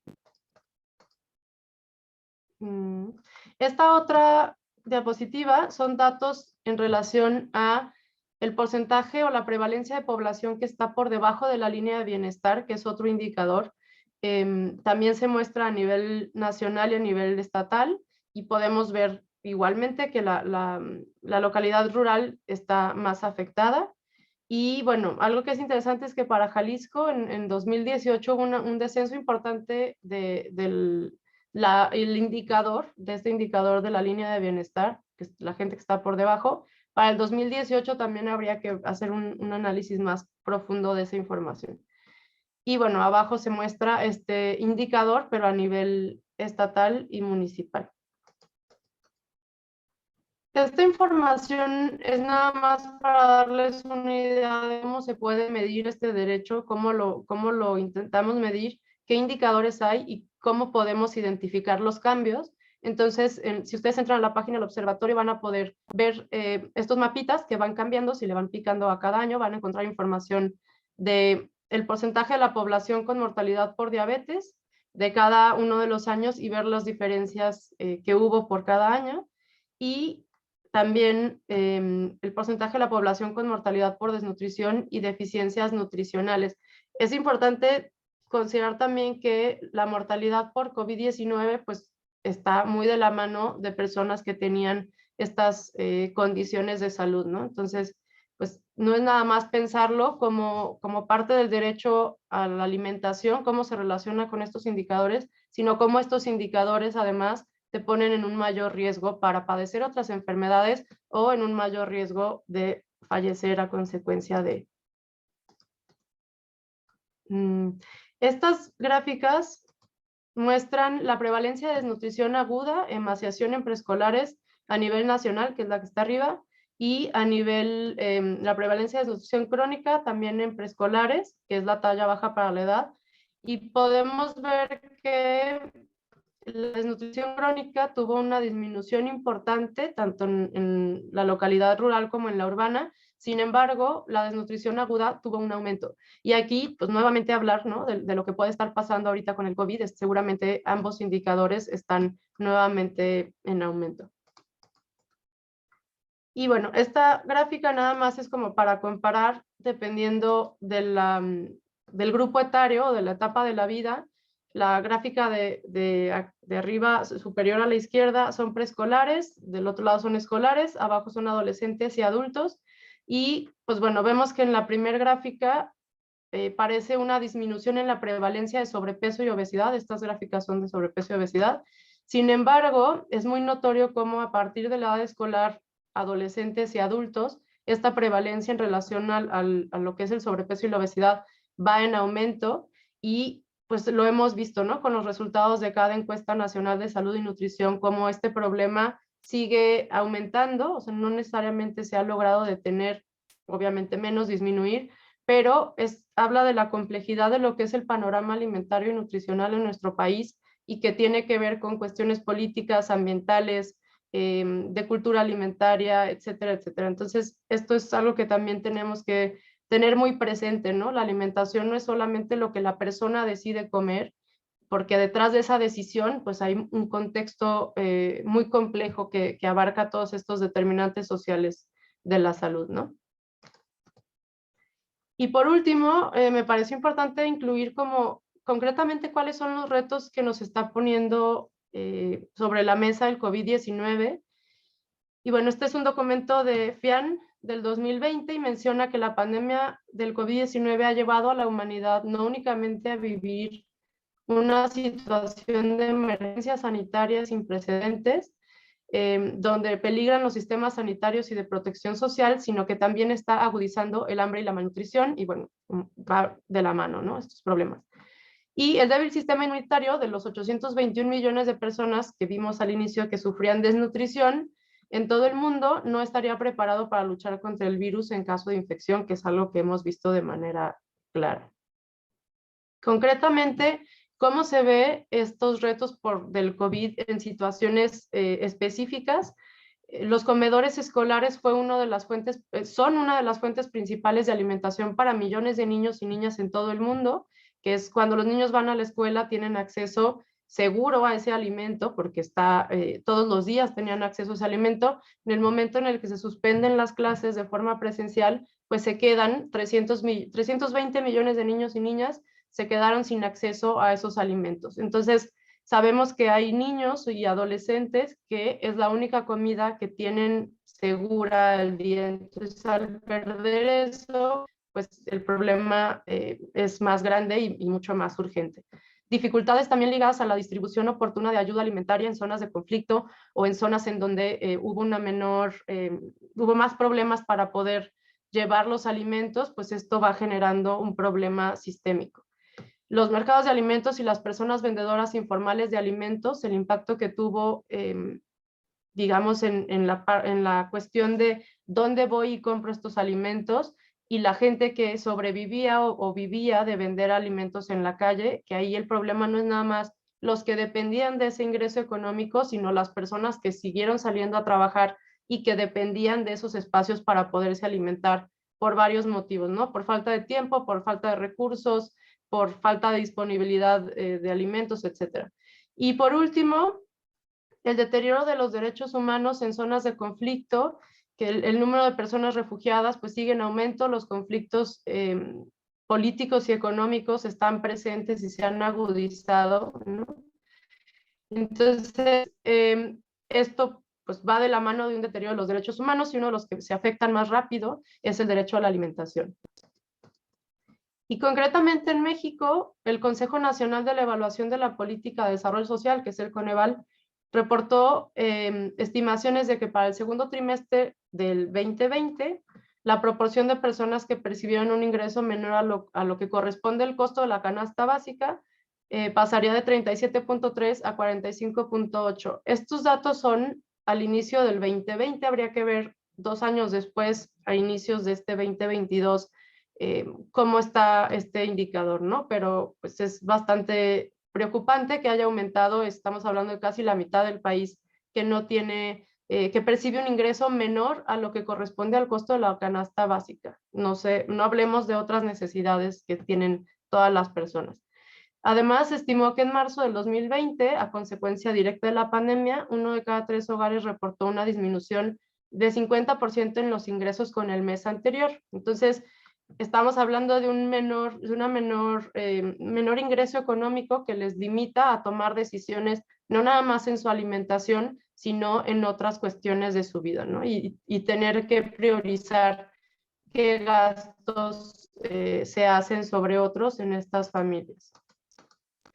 Y bueno, esto sería todo de mi parte. Muchas gracias por la invitación. Les dejo ahí la red del observatorio para los que les interese pues revisar los documentos que tenemos, y muchas gracias por su tiempo.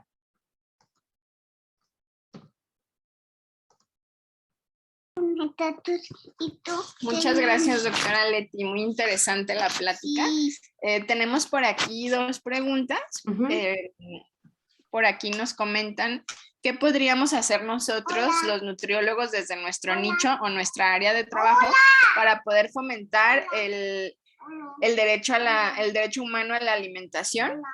O si existen grupos para unirnos. Pues creo que una parte importante es informarnos, ¿no? Saber que existe este derecho, saber qué implica, dónde está, si está en la Constitución, si está, cómo se debe de ejercer, y tener esta conciencia también desde la práctica privada como consulta directa con el paciente, que de hecho también viene en el proceso de atención nutricia, ¿no? Este indicador en relación a la seguridad alimentaria y qué tanta disponibilidad hay de alimentos en la zona del paciente. Entonces, involucrarnos con el paciente no solo para pensar en la modificación de hábitos, sino que esa modificación de hábitos y del estado de salud se haga desde una conciencia plena de la realidad en la que vive el paciente, ¿no? Que eso es parte importante. Eso por un lado. Por otro lado también, pues hay muchas organizaciones a las cuales nosotros nos podemos como acercar, tanto como voluntarios, como investigadores, como académicos, para poder contribuir al cómo se tiene acceso a este derecho, ¿no? Dar información también en relación a alimentación y nutrición, consumo local, todo lo que tiene que ver con, aunque son acciones individuales, que esas no solo nos competen a los profesionales de salud, nos competen a todos, el promover el consumo de productos locales, a la alimentación tradicional, apoyar productores de consumo consciente, etcétera. Y pues bueno, cuando veamos que hay algún tipo de ejercicio de política pública, como fue lo del etiquetado, la NOM 051, la consulta pública, pues dar nuestra participación, ¿no? Es la consulta pública que ha tenido mayor representación o mayor participación de la sociedad fue esa consulta del etiquetado y bueno, afortunadamente se aprobó y hay otros ejercicios en los cuales nosotros podemos involucrarnos también en este actuar político, ¿no? Y en el hacer valer nuestra opinión desde diferentes formas y bueno, pues también creo que falta mucho esta cuestión de generar proyectos sociales de intervención y de investigación en relación a este derecho. De hecho, publicamos ayer, salió una publicación que hicimos con una alumna que estuvo de prácticas del INSP y es una revisión sistemática sobre el cómo se monitorea este derecho, que una parte complicada del hablar de este derecho es el cómo se mide y cómo sabemos si se está cumpliendo o no se está cumpliendo y obviamente que esta investigación se haga desde un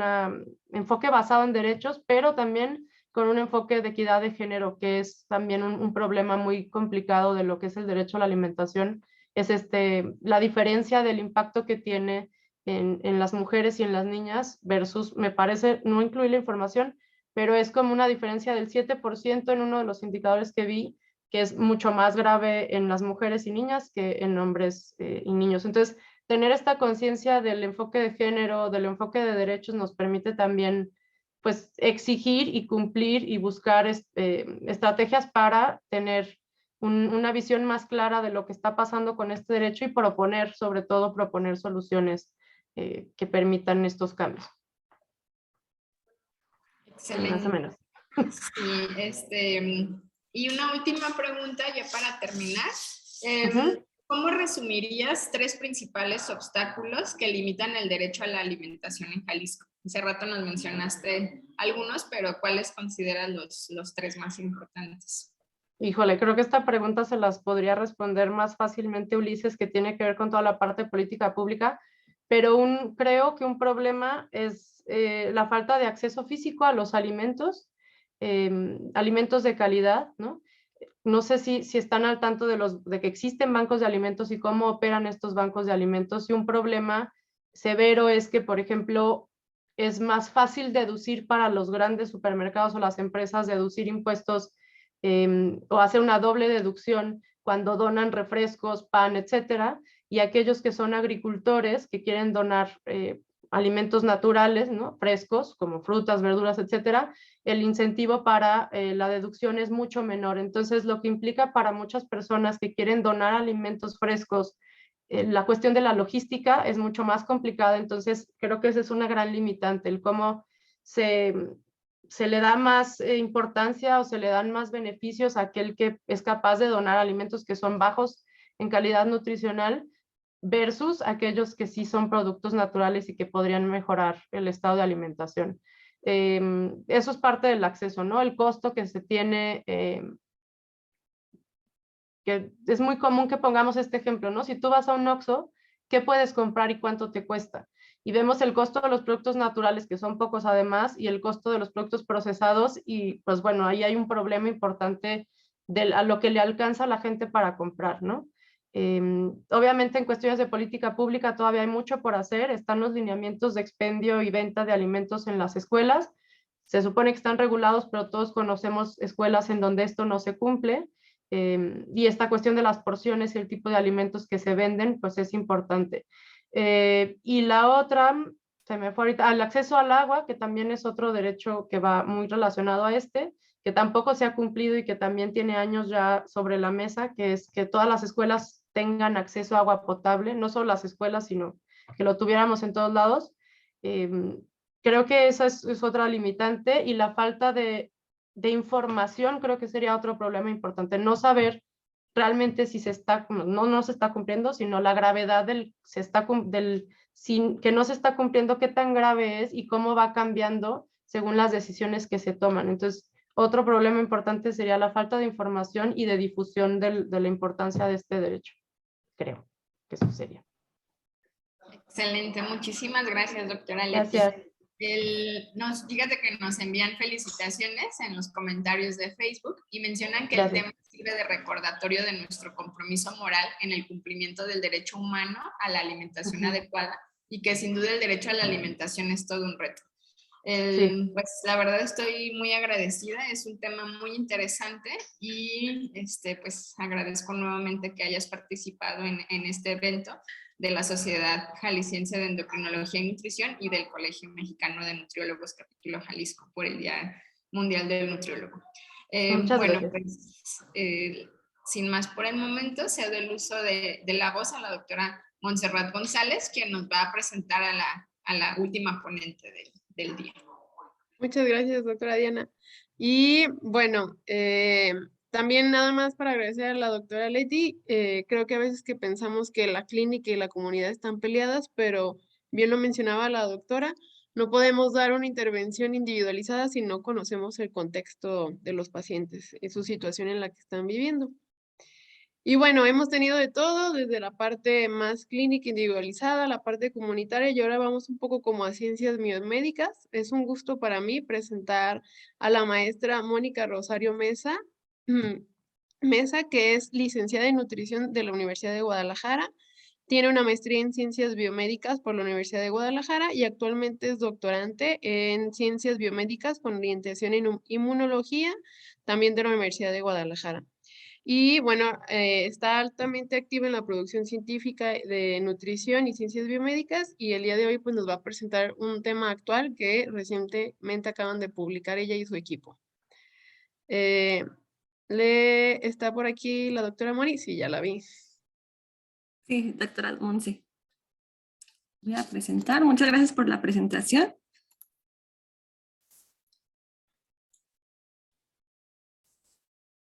¿Ya pueden ver mi pantalla?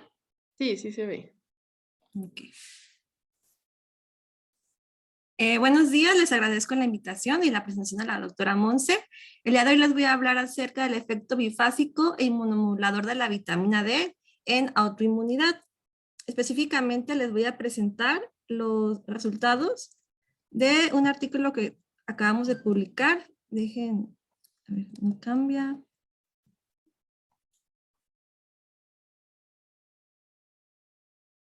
Listo. Específicamente les voy a presentar los resultados de este artículo científico, el cual se denomina Asociación de los niveles séricos de calcitriol altos y su relación de eficiencia de hidroxilación con el riesgo de enfermedad, esto en pacientes con lupus eritematoso sistémico con deficiencia de vitamina D.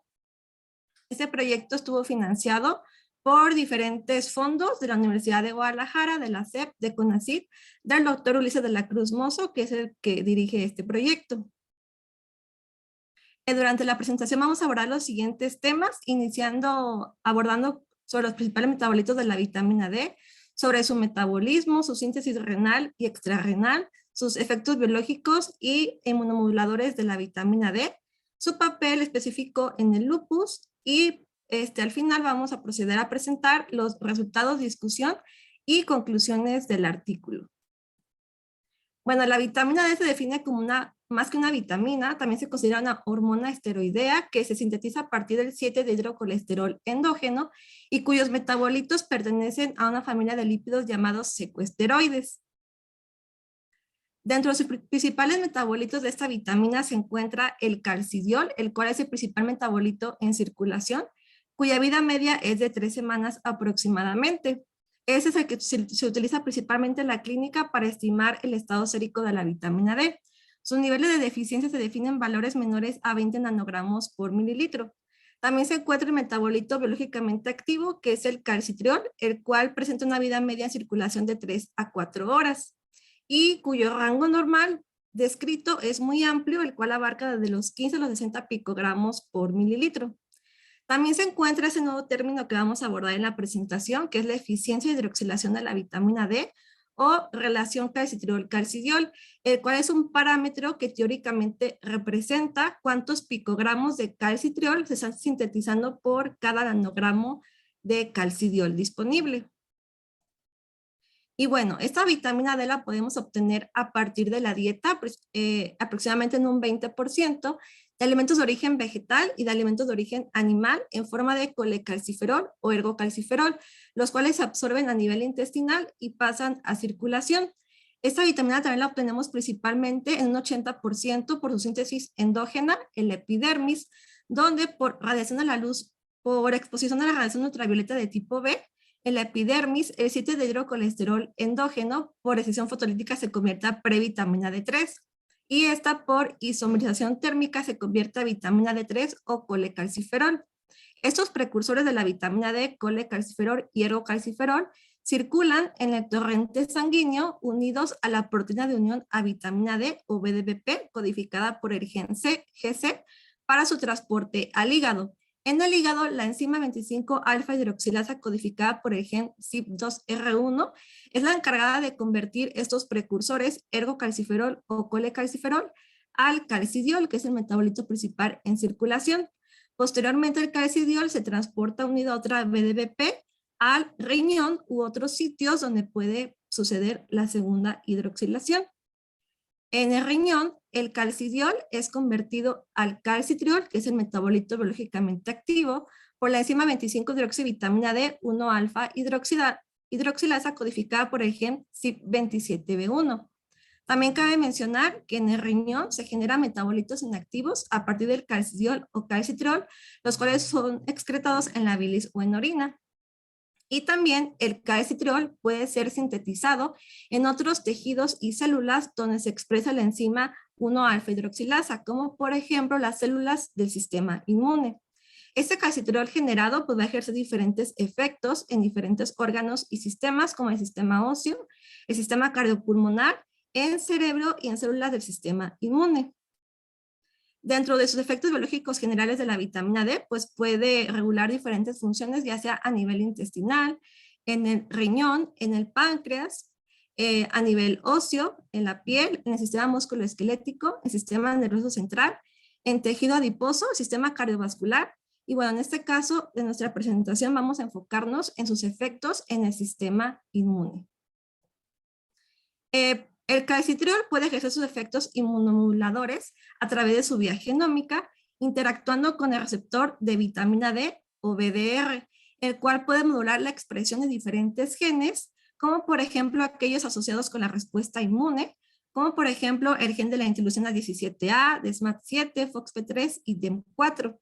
Particularmente en el caso de células T cooperadoras CD4, se ha descrito que el calcitriol puede contribuir a inhibir la polarización de perfiles TH1 y TH17 con una reducción de sus citocinas características y por el contrario puede favorecer la polarización de perfiles como las células TH2 y células T reguladoras con incremento de citocinas características como la IL4, IL5, IL9, IL13 y la IL10.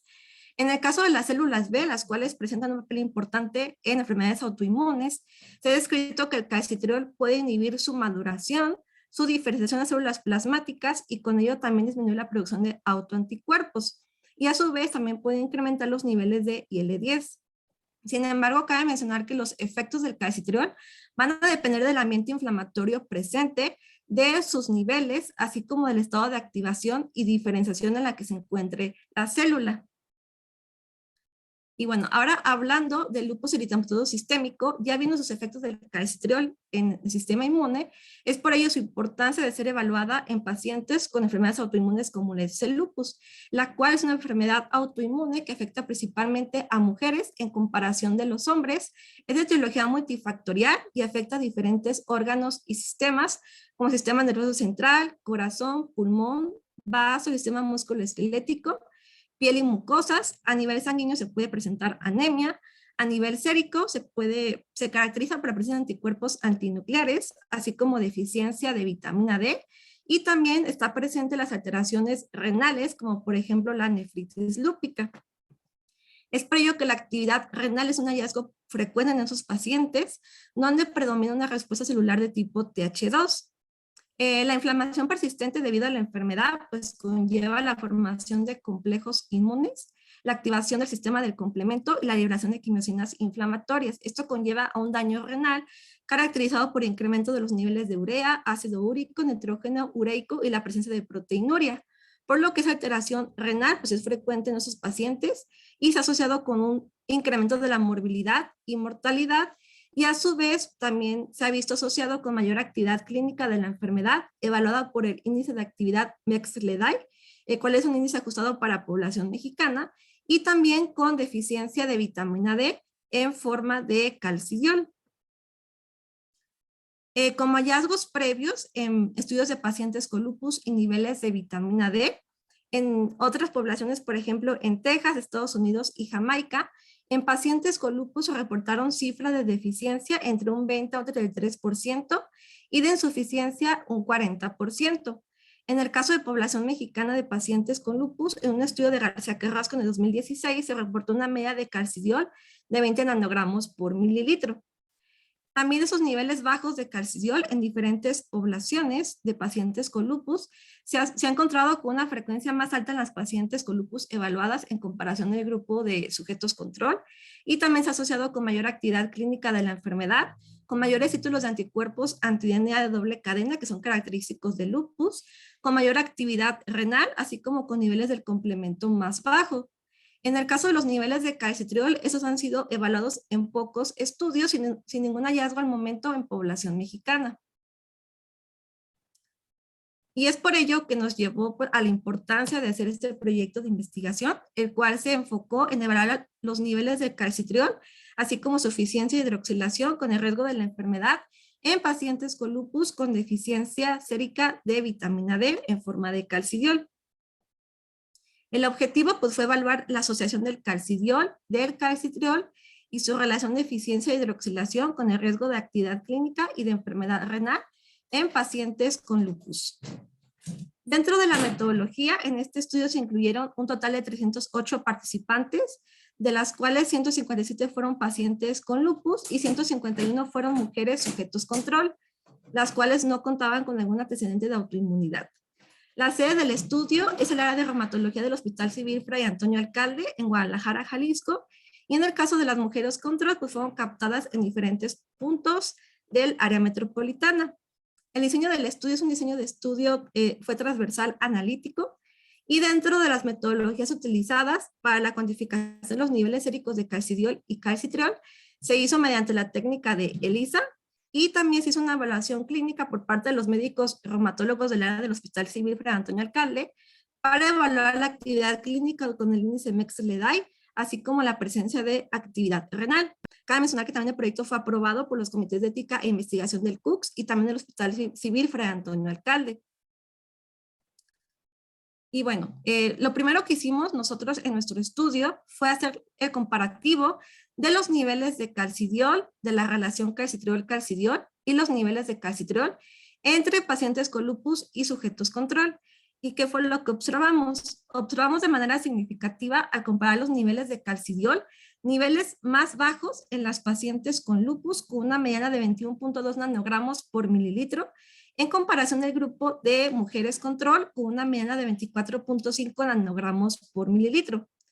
Este hallazgo concuerda con lo reportado previamente en otras poblaciones de pacientes, por ejemplo en Irán y en Jamaica, donde también se han descrito niveles más bajos de calcidiol en las pacientes con lupus en comparación de las mujeres controles.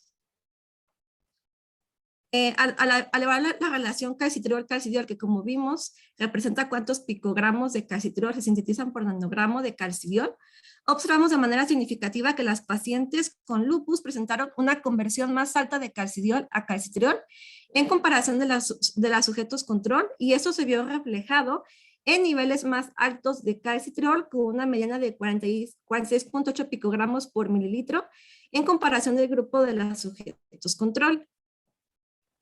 También hicimos una comparación de características clínicas y de los niveles séricos de la vitamina D de acuerdo a la presencia o ausencia de actividad clínica en pacientes con lupus de acuerdo al índice MEX-LEDAI. Y observamos de manera significativa que las pacientes con actividad clínica presentaron puntajes más altos del índice de daño SLIC y así también una frecuencia más alta de actividad renal en un 45% en comparación de las pacientes inactivas, quienes presentaron en un 20% actividad renal. Al hacer el comparativo de los niveles séricos de la vitamina D, en el caso de calcidiol continuo y sus niveles categorizados, no observamos diferencias significativas por actividad clínica, ni tampoco los niveles de calcitriol, pero sí observamos en la relación calcitriol-calcidiol que las pacientes que presentaban actividad clínica presentaron una conversión más alta de calcidiol a calcitriol en comparación de las pacientes que no presentaban actividad clínica.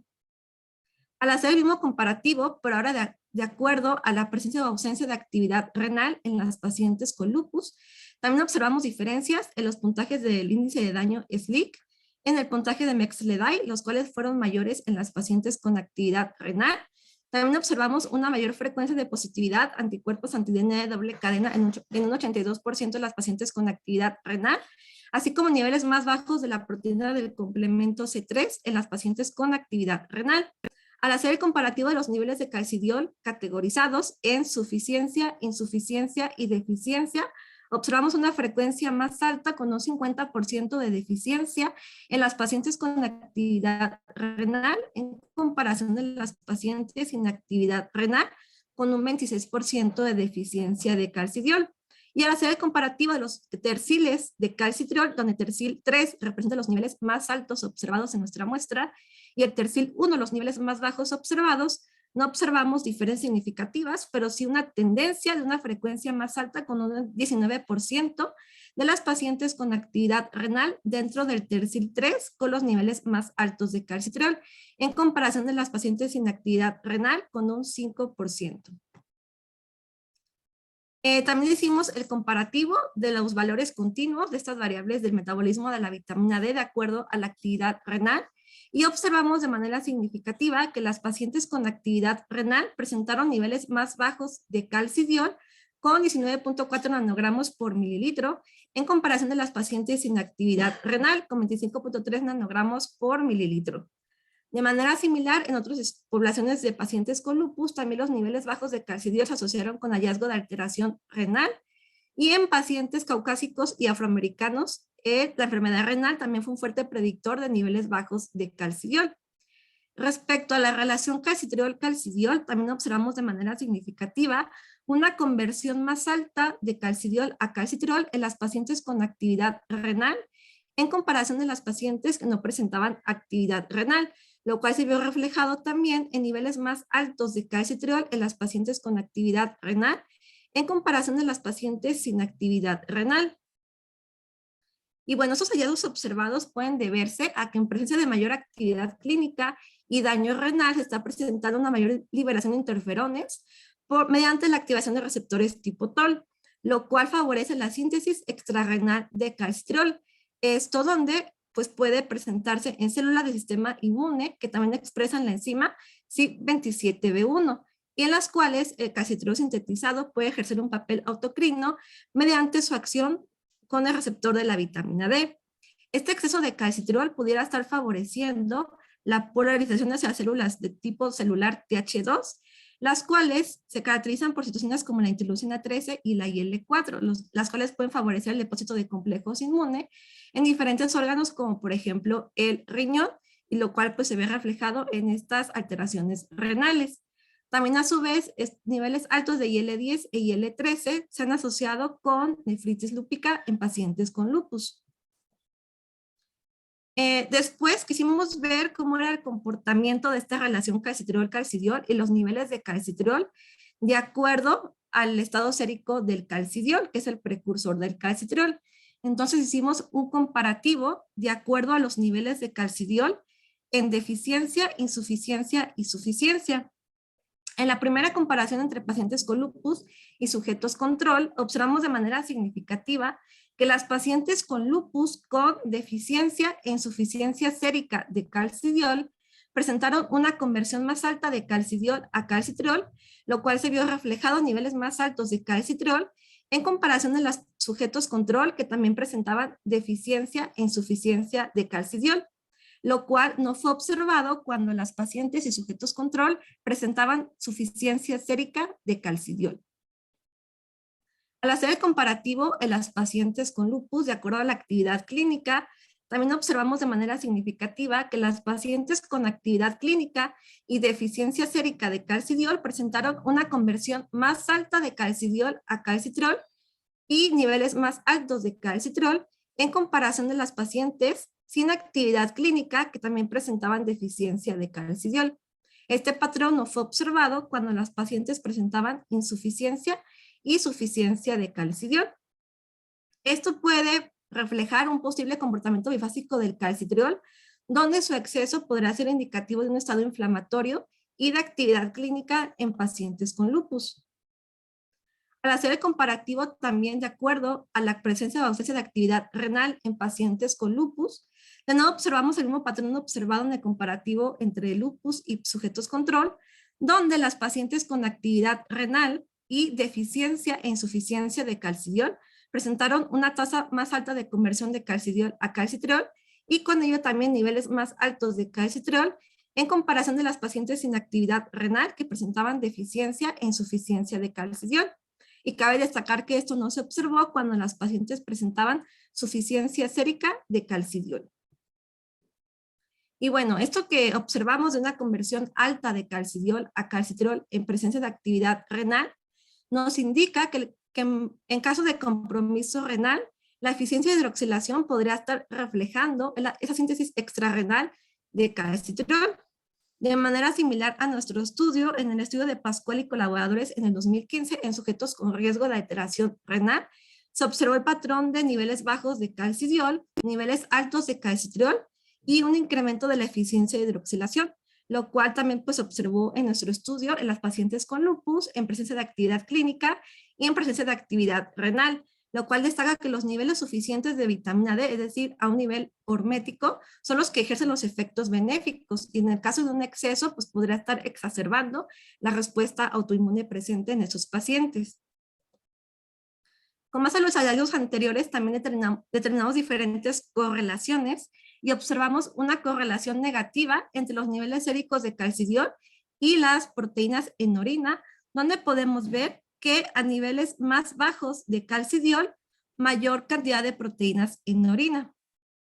Y observamos también una correlación positiva entre la relación calcitriol-calcidiol y la cantidad de proteínas presentes en orina, donde podemos ver que a mayor conversión de calcidiol a calcitriol, mayor contenido de proteínas en orina, lo cual pues se asocia al hallazgo de alteración renal. También observamos una correlación negativa entre los niveles séricos de calcidiol con los niveles séricos de calcitriol, donde podemos ver que a niveles más bajos de calcidiol, niveles más altos de calcitriol. Cabe mencionar que esta correlación no fue observada en el grupo de los sujetos control. Por último, en el caso de calcitriol también correlacionó de manera negativa con la tasa de filtrado glomerular, donde podemos ver que a niveles más altos de calcitriol la tasa de filtrado glomerular disminuye. Y también una correlación positiva entre los niveles séricos de calcitriol y el conteo sanguíneo de linfocitos, donde podemos ver que a niveles más altos de calcitriol incrementa este conteo sanguíneo de linfocitos. Estos hallazgos observados pues puede deberse a que este exceso de calcitriol que puede incrementar los niveles de IL-10 puede estar favoreciendo la proliferación de linfocitos B y con ello la producción de autoanticuerpos, el depósito de complejos inmunes en tejidos, así como la liberación de mediadores inflamatorios, lo cual pues conlleva a diferentes hallazgos clínicos, como por ejemplo el daño renal, la proteinuria y la disminución de la tasa de filtrado glomerular. Al determinar diferentes ORs, observamos que en el caso de la relación calcitriol-calcidiol, al categorizarla en terciles, donde el tercil 3 representa la conversión alta y el tercil 1 una conversión más baja de calcidiol a calcitriol, observamos que aquellas pacientes dentro del tercil 3 con una alta conversión de calcidiol a calcitriol presentaron 5.9 veces mayor riesgo para la patología, mientras que las pacientes dentro del tercil 2 de una conversión intermedia presentaron 1.9 veces mayor riesgo para el lupus, mientras que aquellas dentro del tercil 1 con una conversión más baja presentaron 6.25 veces menor riesgo para la enfermedad. En el caso de los niveles de calcidiol categorizados de acuerdo a sus valores de referencia, en suficiencia, insuficiencia y deficiencia, observamos que el presentar suficiencia sérica de calcidiol se asoció con 2.3 veces menor riesgo para la enfermedad, mientras que presentar niveles séricos de calcidiol deficiente se asoció con 2.27 veces mayor riesgo para el lupus. Y en el caso del calcitriol categorizado en terciles, donde el tercil 3 representó los niveles más altos observados y el tercil 1 los niveles más bajos, vemos que el tener niveles de calcitriol dentro del tercil 3 se asoció con 4.19 veces mayor riesgo para la enfermedad. El presentar niveles dentro del tercil 2 se asoció con 2.8 veces mayor riesgo para la enfermedad, mientras que presentar niveles de calcitriol dentro del tercil 1 se asoció con 4.3 veces menor riesgo para el lupus. Al hacer un análisis similar al anterior, pero ahora en pacientes con lupus de acuerdo a la presencia o ausencia de actividad renal, observamos que en el caso de calcidiol, una insuficiencia de calcidiol se asoció con 4.3 veces menor riesgo para presentar actividad renal, mientras que el presentar deficiencia sérica de calcidiol se asoció con 4.3 veces mayor riesgo de presentar actividad renal. Y al hacer la comparativa en cuanto a los niveles de calcitriol en terciles, podemos ver que el presentar niveles de calcitriol dentro del tercil 3 se asoció con 5.5 veces mayor riesgo de presentar actividad renal, mientras que presentar niveles dentro del tercil 1 se asoció con 5.5 veces menor riesgo para presentar actividad renal en las pacientes con lupus evaluadas en el presente estudio. Y bueno, ya integrando todo lo visto en la presentación, como vimos, el calcidiol puede ser convertido a calcitriol en el riñón, así como en otros sitios extrarrenales, como las células del sistema inmune, y que la hidroxilación de la vitamina D, representada por la relación calcitriol-calcidiol, pues nos ayuda a ver reflejado teóricamente cuántos picogramos de calcitriol se sintetizan por nanogramo de calcidiol.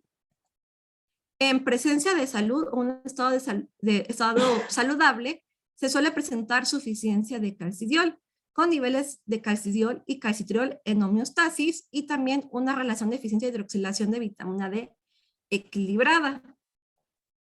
Este calcitriol dentro de intervalos normales pues va a mejorar la tolerancia y la respuesta inmune, disminuyendo la respuesta autoinmune y el proceso inflamatorio. Sin embargo, ¿qué es lo que se observa en presencia de enfermedad como el lupus eritematoso sistémico o generalizado?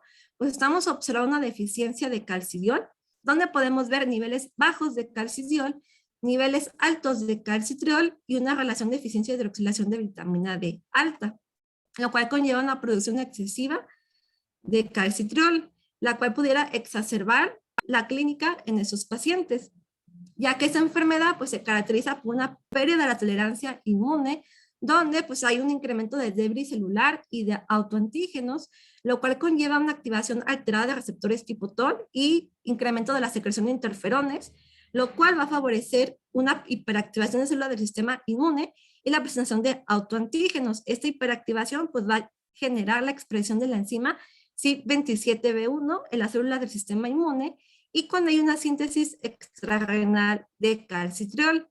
Este calcitriol en exceso o elevado pues puede favorecer la polarización de linfocitos celulares Th2, los cuales al secretar citocinas como la IL-10, IL-4 y la IL-5, pudiera estar favoreciendo la diferenciación de células plasmáticas, con ello la posterior producción de autoanticuerpos, lo cual se va a ver reflejado en daño tisular, con los hallazgos clínicos como actividad renal, presencia de proteinuria y disminución de la tasa de filtrado glomerular. Entonces, como conclusión del estudio, pues un patrón de eficiencia de calcidiol con niveles séricos elevados de calcitriol y una relación de eficiencia de hidroxilación de la vitamina D alta se vio asociada con el riesgo de enfermedad en pacientes con lupus y también, como vimos, pues también con riesgo de presentar actividad renal. También, bueno, también quiero agradecer al equipo de trabajo, el grupo de inmunonutrición y genómica nutricional en las enfermedades autoinmunes, el cual es dirigido por el doctor Ulises de la Cruz Mozo, y del cual también forman parte la doctora Bárbara Bisbanos Lamot, la doctora Margarita Montoya Buena, la doctora Isela de la Universidad Autónoma de Guerrero, y también pues nos encontramos diferentes estudiantes de posgrado, su servidora Mónica Mesa, mi compañero el licenciado en nutrición Adolfo Ruiz Ballesteros, la maestra Melissa Rivera Escoto, la maestra Karen Pesqueda Cendejas, la química farmacobióloga Berta Campos López y la pasante de nutrición Paulina Esmeralda Mora García, ya próximamente a ser licenciada en nutrición. Y les agradezco por su atención, quedo atenta a sus dudas o comentarios de la presentación y también pues felicitarlos por el Día del Nutriólogo a todos los que nos están viendo en este momento. Muchas gracias. Muchas gracias, maestra Moni. Excelente ponencia, muy interesante. Tenemos algunas preguntas. Aquí mencionan, ¿a qué se asocian los niveles bajos de vitamina D si en el país no se sufre por horas del sol? Ujú. Bueno, sí, en México se caracteriza pues por obtenemos una buena exposición a la luz solar. Sin embargo, pues también varía los patrones de exposición entre una persona a otra, ya que por lo recomendado es de 15 a 20 minutos de exposición al sol, y pues también pueden influir diferentes factores, por ejemplo, el uso de protector solar. También, como vemos, pues se obtiene un 90% de la dieta, también puede verse asociado a un consumo deficiente de alimentos fuentes de vitamina D. Y ya en el caso, pues, particulares de algunas enfermedades, pues, la presencia, por ejemplo, pues, de autoinmunidad, por ejemplo, de enfermedades de la piel, donde no se puede exponer, pues, en una mayor cantidad. Y sí, como mencionan, a pesar de que, pues, México cuenta con una buena exposición a la luz solar, aparte de pacientes con autoinmunidad, esa deficiencia también se presenta en población general. Actualmente también nos estamos estudiando polimorfismos en genes clave del metabolismo de la vitamina D, los cuales también estuvieran influyendo en esa deficiencia observada en la población, ya que esos factores genéticos también pudieran estar influyendo en esas deficiencias observadas. Es muy cierto. Y bueno, también vivimos un proceso de aislamiento en donde también la gente creo que dejó de salir, puede haber contribuido. Y bueno, hay otra pregunta. ¿Podríamos entonces pensar en incluir una evaluación bioquímica de vitamina D ya como parte de nuestra evaluación en pacientes autoinmunes o solo ahorita, en este caso, en pacientes con lupus? Sí, bueno, en este caso estudiamos pacientes con lupus, pero también esta deficiencia de vitamina D llega a ser muy frecuente en otros pacientes con autoinmunidad, por ejemplo, en artritis reumatoide, que también es algo que estamos viendo con el proyecto de otra compañera, donde también se está presentando mayor deficiencia en pacientes con artritis en comparación de sujetos control. También, por ejemplo, en esclerosis múltiple se ha reportado esta asociación de deficiencia y riesgo a la enfermedad. Y pues también, por ejemplo, el síndrome de Sjögren, que podemos ver que todas esas que cuentan con un componente autoinmune pudiera estar presentándose lo mismo que en lupus, esta hiperactivación de células del sistema inmune, donde quizá puede haber deficiencia de calcidiol y posiblemente también niveles muy altos de calcitriol, lo cual no se ve reflejado en mujeres sanas que no presentan este proceso autoinmune. Pero sí, suele pedirse estos laboratoriales en pacientes con autoinmunidad. Muy bien. Y bueno, ya por último, maestra Moni, ¿se ha sugerido suplementar vitamina D o aún nos faltarán estudios para pasar a esta parte de la suplementación? Sí, dentro de la práctica clínica, bueno, los médicos reumatólogos sí llegan a indicar la suplementación de vitamina D en los pacientes, pero como vemos, la suplementación se debe hacer con cuidado, ya que si una paciente presenta suficiencia sérica, pues no sería necesario. En caso de que sí se vea una deficiencia de calcidiol, pues suplementarlo, ya sea con colecalciferol o calcidiol, ya que como podemos ver, si se suplementa directamente con calcitriol, posiblemente esta paciente ya presente niveles altos de calcitriol, y si suplementamos con más calcitriol, pues se elevaría mucho más. Entonces, en la práctica clínica se suele solo pedir calcidiol, y con este estudio, pues queremos proponer que también se tomen en cuenta los niveles séricos de calcitriol, ya que nosotros esperaríamos de que el calcidiol está bajo, el calcitriol va a estar bajo, pero no, estamos observando que en el caso de autoinmunidad, se está observando calcidiol bajo y calcitriol alto, que se puede deber a este proceso de hiperactivación del sistema inmune. Así que lo que principalmente se debe corregir pues, son los niveles séricos de calcidiol, y pues siempre tomando en cuenta el estado sérico de la paciente para evitar una suplementación no necesaria. Exacto, porque últimamente están suplementando vitamina D sin conocer los niveles y pues eso hay que tener bastante cuidado. Y bueno, esa es mi pregunta mía. ¿Las tomas o las valoraciones de calcitriol y la relación calcitriol-calcidiol son caras actualmente? O sea, ¿no serían como tan viables para toda la gente? Ajá. Por ejemplo, nosotros pues, lo determinamos en el laboratorio mediante kit de ELISA. Desconozco el precio en los laboratorios, pero Yo sí suele ser como de los más caros en cuanto a la vitamina, por eso quizá antes de determinar, no sé, cuantificar los niveles, pues sería como mencionaba una de las doctoras que puso, pues ver si es necesario realmente Claro, mandar a hacer ese estudio, de acuerdo pues a la clínica que presente el paciente, o si vemos algún factor de riesgo que pudiera ser indicativo que pudiera tener una deficiencia, pues ahora sí mandarlos a hacer para corroborar. Y en el caso de la relación calcitriol-calcidiol, pues ese, para su cálculo, pues se requiere tanto calcidiol y calcitriol. claro. Bueno, entonces, es igual como lo mencionó Mariana, siempre la evaluación clínica, ¿no? Y bueno, si no hay más preguntas por el momento, creo que sería todo. Agradecemos a todas nuestras ponentes, a la maestra Moni, a la doctora Mariana y Leti por su participación. En nombre de la Sociedad Jalisciense de Endocrinología y Nutrición y el Colegio Mexicano de Nutriólogos, felicitarlos en su día. El doctor Miguel Polanco, ¿tiene algunas palabras? Gracias, Montserrat. Antes de terminar, quiero agradecerles a todos los asistentes a este evento virtual realizado de manera conjunta entre la Sociedad Jalisciense de Endocrinología y Nutrición y el Colegio Mexicano de Nutriólogos, capítulo Jalisco.